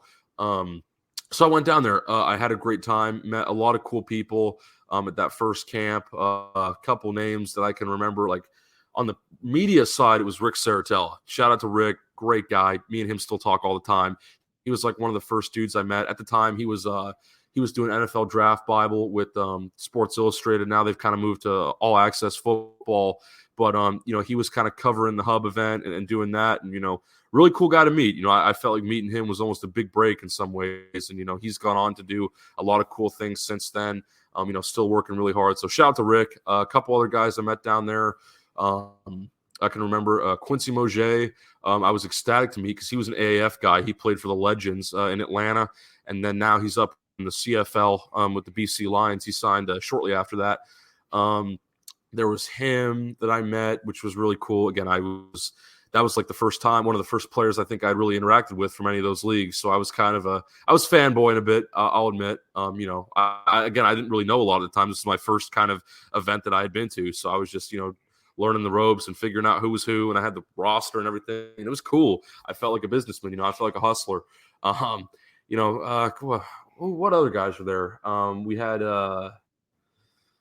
Zach. I can't think of his last name, but he was with the Barcelona Dragons in Europe at the time. Now he plays for the Paris team over in Europe. And then his receiver was there too, Jean Constant. They had like the quarterback wide receiver tandem. John is still playing really well over in Europe with Hamburg, I think, or it might be Milano now. I think he was with Hamburg last year. But anyway, a couple guys like that I got to meet, and it was just cool. Like first time interacting with like pro football players on a face-to-face basis. I had done it a couple times virtually, but I was like, that day, whatever day that was in December, again, that's a bit too specific for me, but that was the day where I was like, this is what I want to do. This is what I need to do. This is what I need to capitalize on. Like all that stuff I've done. What's that? I said you fell in love. The media. I did. I mean, like I've been working so hard the past year trying to figure out if this was really the right path. And then once I saw these guys in person, I was like, oh yeah, like this is, we need to build on this. Like, again, this is something special. It goes back to that feeling I first had watching the AAF in 2019, being like, okay, we can capitalize on this. This is something I'm going to make this into something. I don't know what it is yet, but we're working hard. Things are going in the right direction. So I went to a couple more of those hub camps throughout, my senior year of high school because they kept them in San Diego. I think I went to 4 or 5. I missed one of them. I was away at the time in Hawaii, I think, with family vacation. But I was doing that. And then, so I graduated high school, last year. I guess that was June of 2022. And then coincidentally, that month was when I think I did my first, XFL article. It had been a long time since I had wrote. Yeah, I took a couple month hiatus from my sort of XFL to NFL articles because the NFL season ended, and then I had a couple months of just, sticking to CFL stuff. I was like really hammering home CFL offseason stuff, I think, during that time. And then, so, June 2022 rolls around. I've just graduated high school, getting ready to go to college. It's a bit of a shorter summer. And I had agreed to cover the Houston Roughnecks because this was like, by now they had announced, XFL's coming back. We're getting a bit more information. Things were starting to come into fruition. And I did a bit of USFL coverage too during that spring before I graduated. I don't normally bring that up because I didn't do a ton. Again, it was kind of, some of it was just bad timing. Like, again, it was a changing time in my life. I was getting ready to graduate. I was going on a bunch of trips. I was just trying to see a bunch of people I wasn't going to see for a while. So I'll admit my USFL coverage was a bit lacking, but I did some stuff for the Tampa Bay Bandits, and I was doing weekly player power rankings or something like that. And those actually got pretty good traction. I did an article too. I remember top 10 USFL players like preseason, and that got a lot of traction as well. Those were some of my, better viewed articles of all time before this XFL stuff, which I'll get into now. So yeah, it's like June 2022. I agreed to cover the Roughnecks because I knew in the back of my mind, I was like, well, I knew I was going to LSU at the time, which is where I'm at now. That's somewhat close to Houston. I'm like, okay, maybe there's a chance I can get out there for a game, some games. Turns out I was able to go to all the home games, which, again, we'll get into that. I'm not gonna spoil too much, but so I was covering the Roughnecks. I was doing my first couple team related XFL articles. I think my first article was coaching staff, and then talking about I don't know, just a lot of coaches and some of the players they might be looking at too. I don't know. It was slow that summer with XFL stuff, but I was committed to it. And then I got to college in August of last year, started freshman year of college. And, the XFL, because it was so slow, I had been to the Arizona showcase over the summer, which kind of sort of rejuvenated me a bit. I was like, okay, we're still going. This is still happening. But because the college football season was coming up, I wanted to do a bit more scouting for college football, more hands-on scouting, because I knew that was something I also wanted to do alongside media. I was getting really involved with players, and I was like, well, let's give this a hand. So went around a couple spots in Louisiana for that bit first semester, in fall of last year, going to a couple games. Like I said, I've been to Tulane and ULL and Southern, and I was hoping to get out to Southeastern, but that didn't happen. Again, a lot of schools around here. So I did that, and then by the time, as that was finishing up, the XFL draft was happening, and that was I remember being up till 4 a.m., writing the draft recap article, and I'm like, okay, now we're really in the swing of it again. If anything, if I, had gone quiet about the XFL for a bit before that, it was fully time to, put the foot on the gas pedal with XFL stuff again. So, college football season wrapped up pretty quickly, and then it was a swift transition from there into XFL content. But even I don't know, the XFL season by that point was a month or two away, and I still didn't really have too much of an expectation. Again, I'd never really done this before. I knew I think I got my credential in January, so there was still a lot of uncertainty right up until I really went to the first game there in Houston. But I was really excited. I knew by that point I wanted to be committed to it. I think I was known mostly for XFL stuff at that point more than anything. I was doing some college football, some other things still a bit of CFL here and there, but I was really known for XFL more than anything. And I was like, okay, well, if this is what people want, let's go do it. Because I want to cater to the people, but I was just excited because I watched the league in 2020. We're coming back after 3 years. Everything just felt so surreal as we were counting down the days. So I get my media pass. I don't know. I don't really have an expectation. I've never done this before. I fly out to Houston that first weekend in February for the home opener. And I remember getting up at I think my flight was at 9 or something. I was up at 5 a.m. I'm like, well, let's go. I'm so excited. I'm my suit on, everything. I'm like, we're doing this, man. It was a good time. So I still didn't really have an expectation, but I was excited. I'm like, the league's coming back. We're really here. Everything just felt so surreal so quickly is the best way I can put it. So we get out there to Houston, week 1, games against Orlando. And it's a time. It is I get out there on the field, and I'm, I don't get emotional very often, but I remember standing there and I was just looking around. No one had really come out in the field yet. I was there 3 hours early. But I remember standing out there, man, like I had a bit of water in my eyes. And I was like, oh, geez, like I didn't think it was going to be like this. But there really is a special feeling, like after everything I had been through in my personal life and after everything I kind of rolled the dice on, to be standing there in that position, feeling like I was the man, really, that feeling was unmatched. It really did get me, it had me a bit emotional there, just kind of standing there. And, just now I get a bit emotional talking about it, but I won't start crying on your stream. Don't worry. Hey, it's okay. You got to celebrate those wins, man. There's nothing wrong with celebrating your wins. Any tears from that were tears of happiness. Let me tell you that right now. I understand. Yep. But yeah, man, I was out there, week one, seeing everything for the first time. I remember being there during warm-ups and like meeting all these people that I'd been talking to for a while, like AJ Smith being one of them, a couple of the players out there.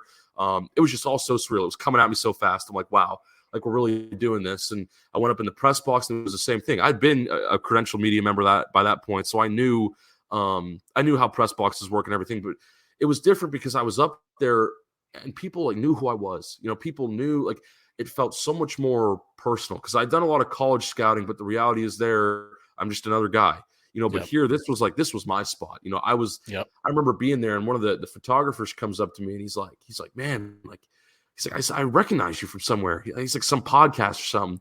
And I'm like, yeah, man, like I'm around on Twitter, I cover the XFL. And he's like, yeah, you're the Roughnecks guy.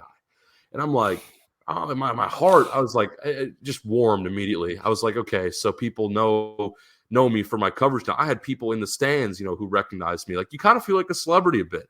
It was a very rewarding feeling. But anyway, like I said, was up in the press box week one, just sitting there. People again know who I am. Like it feels way more personal. The game wraps up. I was really tired because, like I said, I've been up till 5 a.m. So I didn't go to that press conference. I just remember going back to the hotel and I had that same like overwhelming feeling again. I actually recorded the video. It's still up on my Twitter. I made a video because I just had so much to say. I was like, how do I put this together? Like, I need someone to hear this. I just wanted to call somebody and tell them all about it, just about everything that I felt and everything. It was like we waited 3 years for this and it was so successful and we finally did it. So I put a video out just kind of saying it was really a thank you for just everybody who made that happen, that could give me that opportunity. I was just so thrilled that the league was back and that things looked good and that things were happening. So yeah, I mean, I think I did. I ended up doing 6 home games, every home game because we had the playoff game. So I did 6 games there in Houston. That really defined my last semester of college. I was just felt like I was traveling all the time. Again, I was hustling. I was just moving all the time and going to Houston and meeting the guys. Like it became a regular thing. Especially, I'll tell you, those first. You might remember we had those first 3 home games like back to back to back. So I was there for like 3 straight weekends. I was like, I might as well buy a house out here. This feels like home. I'm starting to really warm up to this. You know what I mean? I know what you mean. Believe me, I understand. Yeah, it was that was a trip. Like, but by the time that was over, I think I had spring break, went to Mexico with my family or something. I needed a break by then. I was like, woof. Like that was the hardest I think I'd worked in my life doing those 3 games. It takes a toll, man. It really does. But I did the 6 home games that season. I definitely felt emotional again that last game, the playoff game where we lost to Arlington. It was sad because I knew that was, I had visions in my mind, I think, of going to the championship and seeing the team win and that really being the icing on the cake. But I got back to the hotel again, thought about it, made another video, and I was more talking about, it was just reflections. I'm like, well, we didn't, the season ended not the way we would have wanted it, but like, there were so many damn good memories that we made that season and so much progress on my end personally. And like, it just felt like everyone came together. And most importantly, again, it comes back to this whole point about, I got to meet a lot of cool people, got to interact with a lot of people that I wouldn't normally interact with, or, if I didn't take that chance and I didn't go out there to do that, I wouldn't have, been in that position. So I don't know, again, a lot of feelings came rushing towards me then. They still do, every time I talk about it, it's like, it feels like I'm telling a whole story, even though it was only a couple weeks and there's still so much more to be written. But that kind of takes us to where we're at now, and we can maybe transition a bit into sort of what I'm doing specifically now, which is player personnel. I'm still doing media. I'm still doing a lot of that stuff. But, right now, like I said before, last last year. It's almost been a year now. I was focused more on college scouting. I enjoyed media. I knew the XFL was going to be fun, exceeded my expectations, but I also knew that it might not be my path forever. So I was like, let's, dabble in something else. So again, I started doing a bit of scouting, player evals.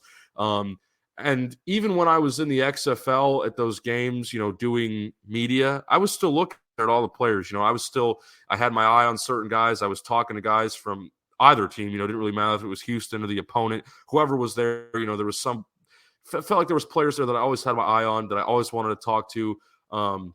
Just guys that were really interesting to me.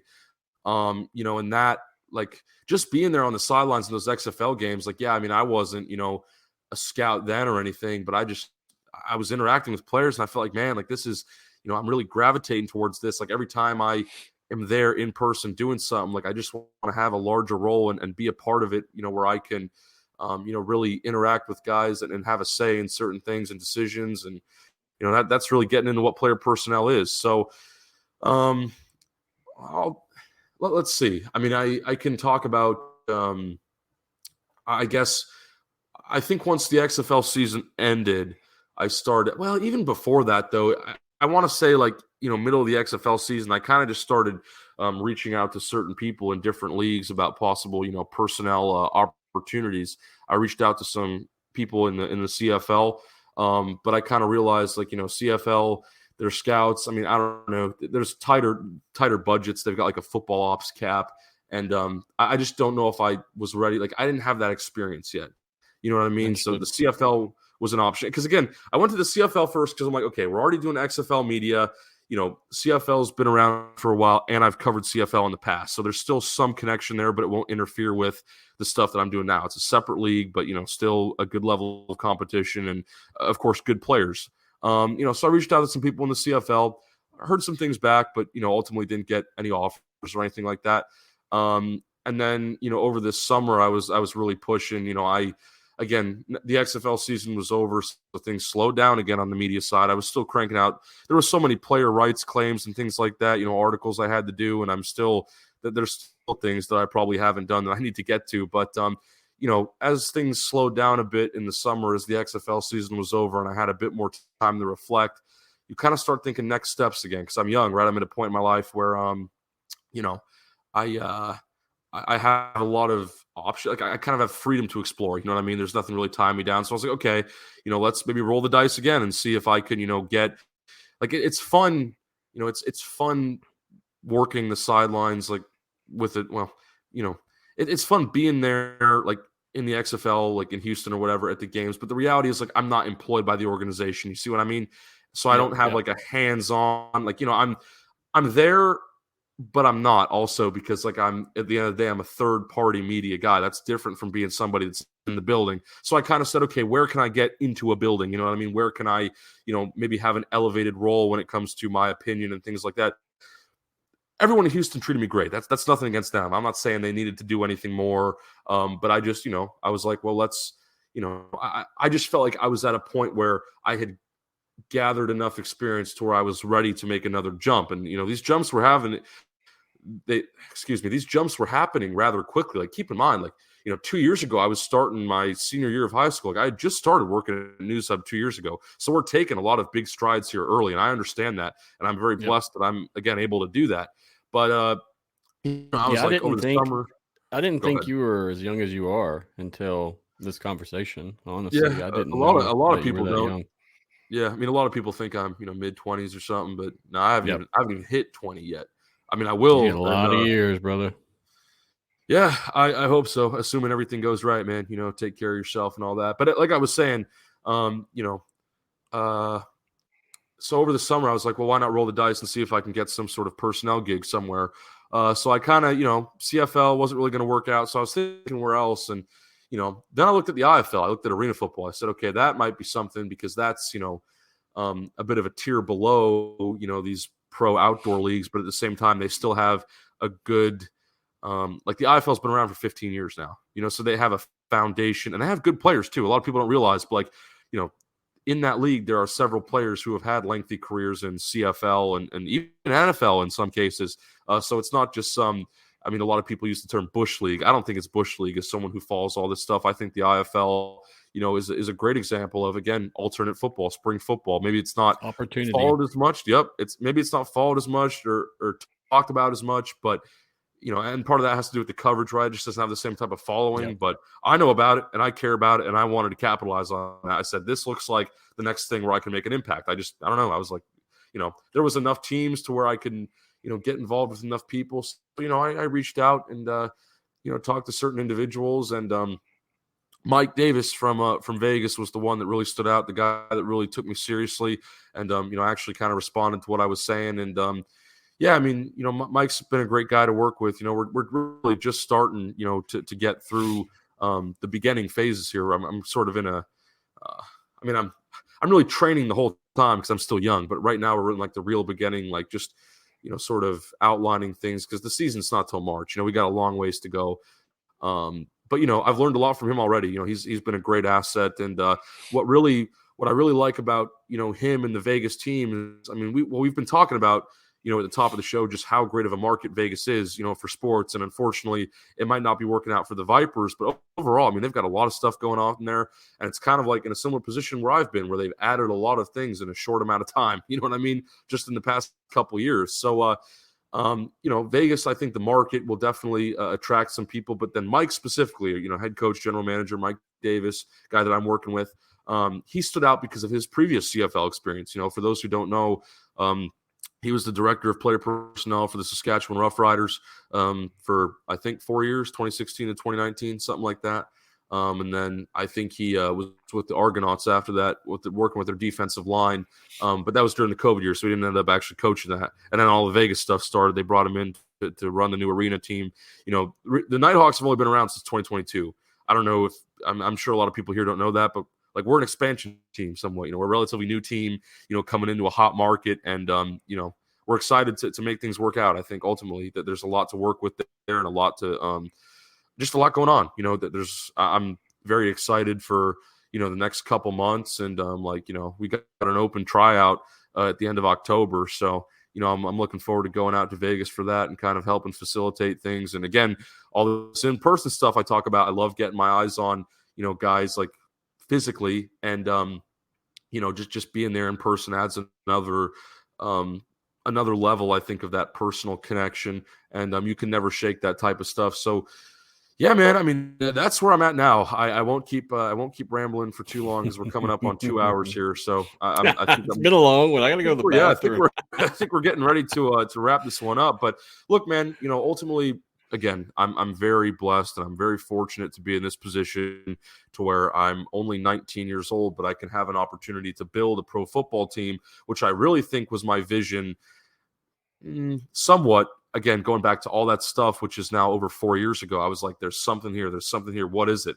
Like, I'm trying to get the light bulb to flick, and now I feel like it's starting to flicker. Now I feel like we're actually getting in places, and my name is more well known. I'm getting things out there. I'm pushing the brand, and this right now. I mean, if I thought XFL was great and the coverage was great, and I'm still going to do that. I should definitely make that point clear. Like, I'm not just because I'm working in the IFL, I'm not going anywhere with my XFL coverage. I'm still committed to that, at least for next season.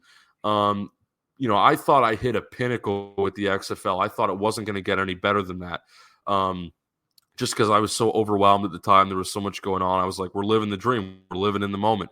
But yet again, we're just adding things. Things just seem to getting better. I don't know if I even said that right. They seem to keep getting better. That's yeah.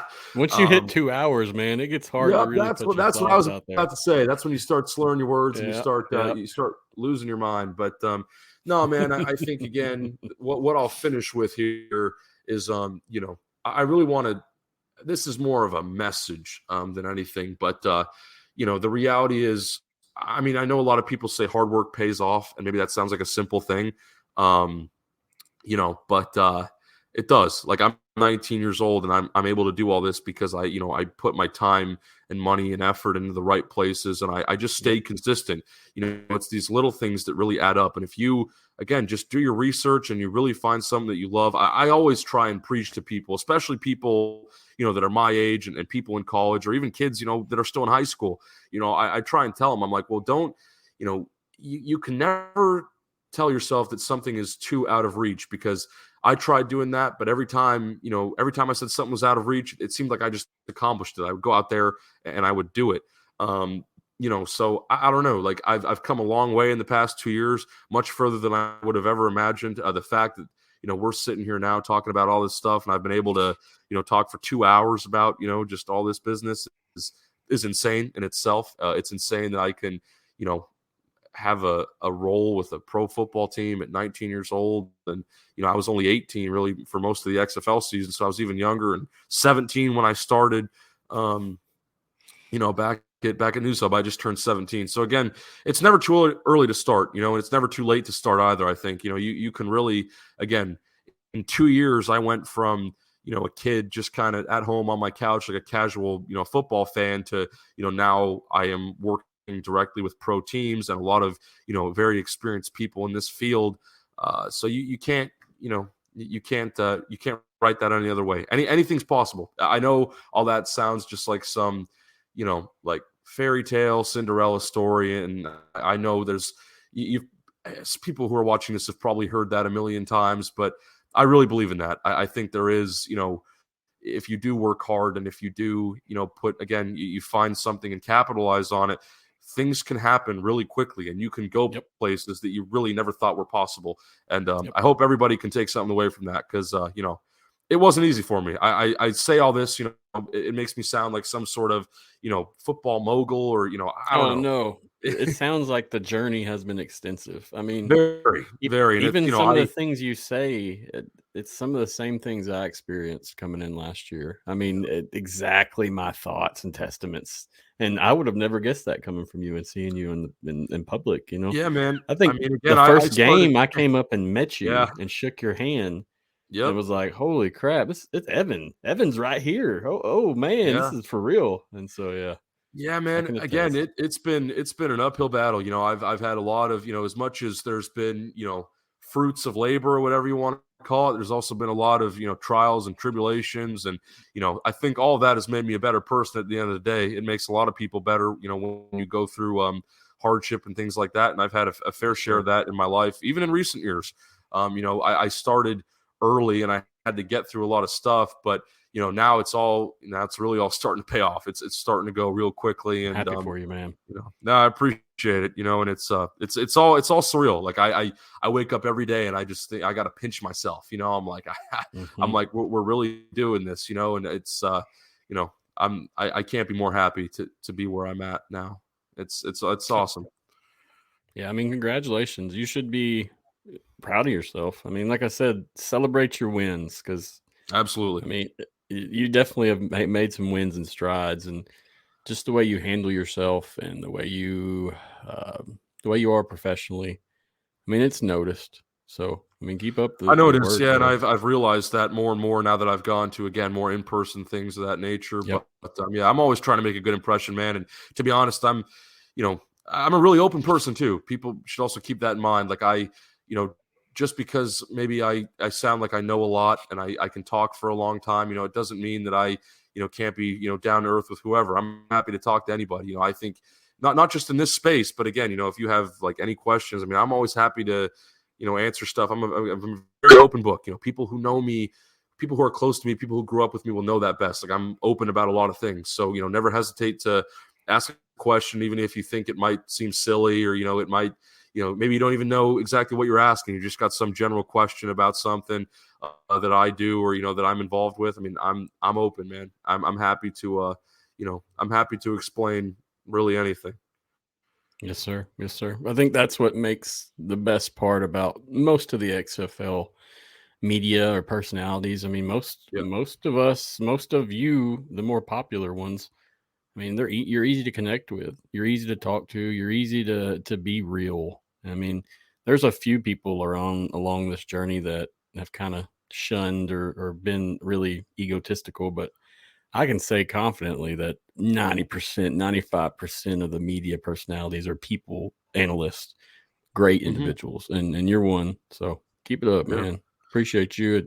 Just like many of the other guys, you bring a necessary component to the spring football world, whether it be CFL or XFL or USFL. It really doesn't matter. It's, as we just answered USFL question, I'm here for the success of both leagues. I picked the XFL because I'm one person attempting to do this by myself. So I know realistically I can't really do both. So, but I'm here for all the success. Yeah, Now, man. since we've been on for so long, I got a couple more questions for you, and then we'll hop off.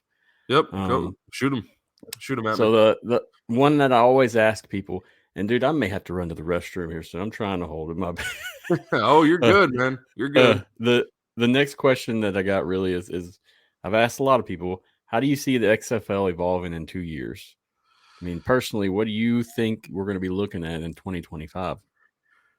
Yeah, well, I mean, I imagine we might be looking at some different markets. What I'd really hope is by that point, more than anything, we'll see some players, stick around, guys that were here initially in 2023, still there in 2025, and guys that can really make careers out of this league. Because we talked about it earlier, but as much as we want, guys to go on to the NFL, there is a component about, having guys, stick in these leagues and develop a career. And like, you can still play quality pro football. It's not all just about getting back to the NFL, as a lot of people make it seem like. There is sort of a stigma around that. And I'm trying, within certain communities, I guess, or certain people I talk to, I'm like, just don't don't put it all in the NFL. Like, these leagues are individual and sustaining, and that's what matters. Understood. I was about to run to the restroom, but we're going to try to get this done. I'm going to try to All get right. you jammed out. We'll wrap it up quickly. I won't go on any more tangents. You're good, bro. You're good. So last one before we go.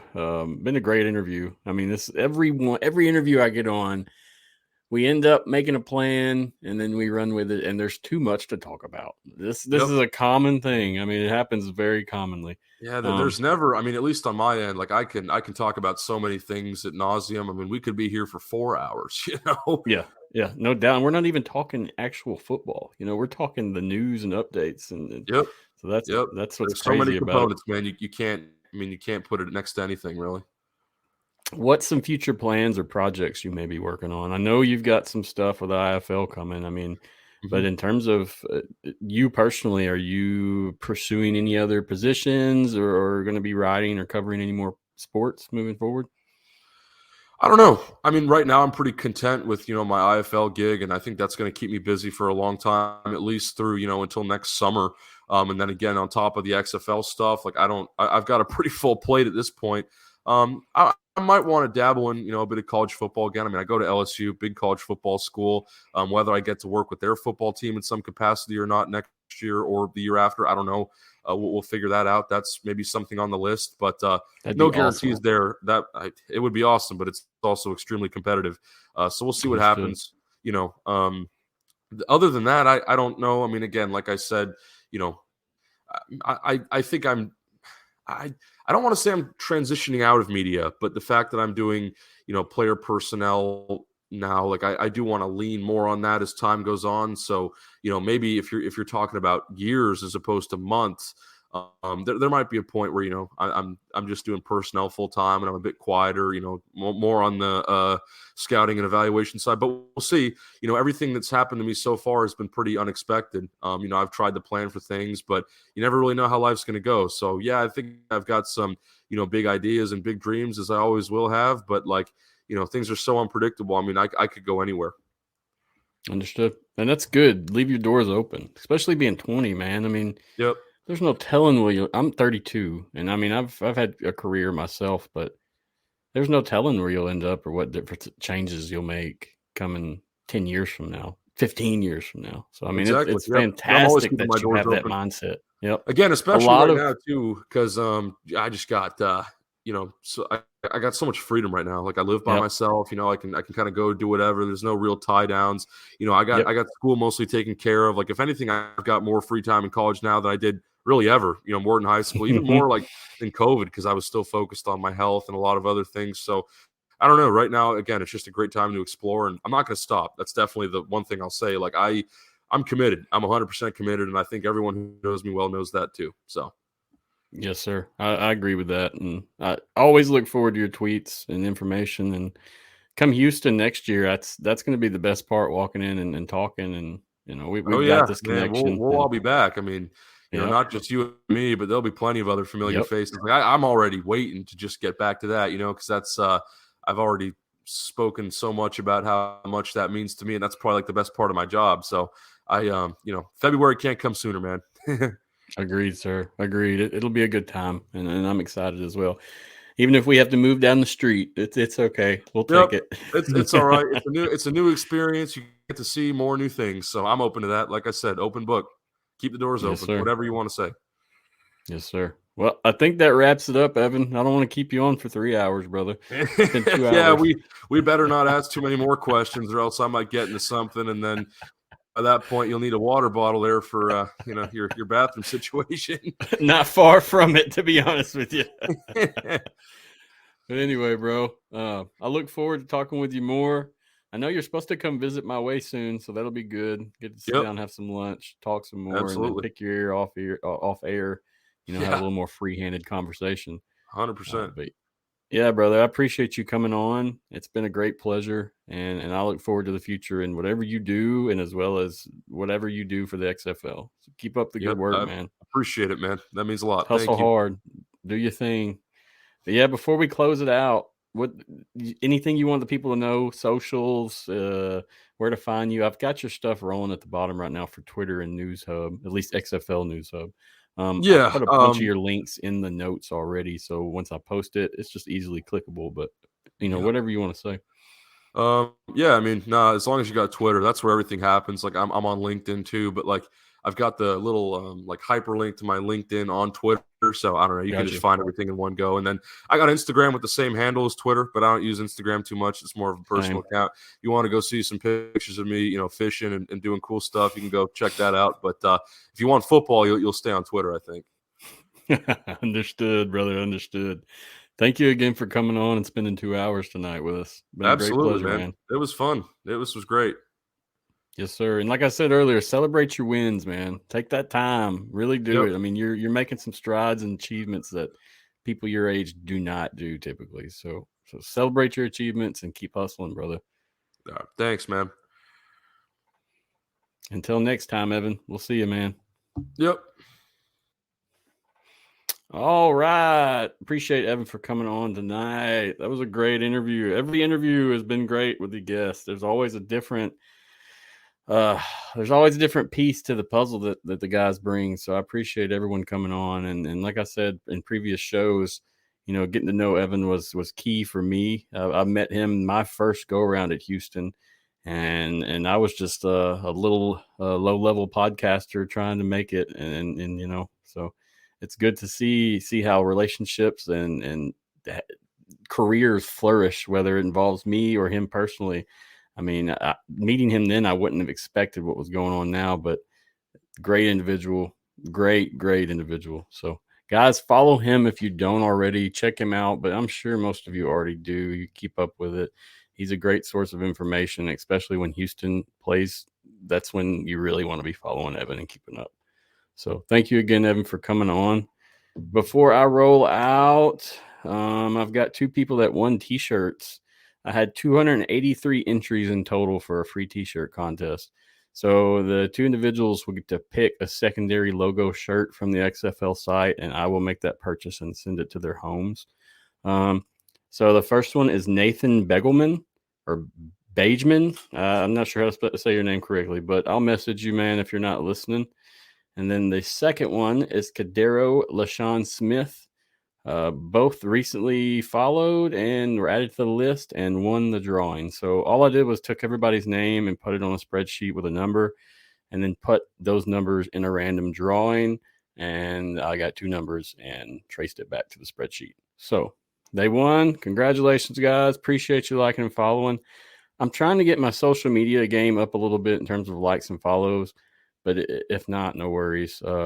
But it's definitely something I'm trying to do before the season hits, so I do not have to worry about any of that. Thursday, we got Rick 8-Bit coming on. He's the creator of XFL Tecmo Super Bowl. Should be a great interview. He's got some different ideas and thoughts, and he's got a lot of different things he's worked on. So look forward to hearing from him. Thanks to the XFL and XFLboard.com. Appreciate you letting me cover XFL and XFLboard.com. Thank you for putting me on your site and allowing me to do some publications when possible. Otherwise, that's it for me, guys. I got to go to the bathroom. That coffee for 2 hours does not mix. But anyway, appreciate you guys again for listening. It's been a fun one, and I look forward to Thursday. Until next time, we'll see you then. Peace out, guys.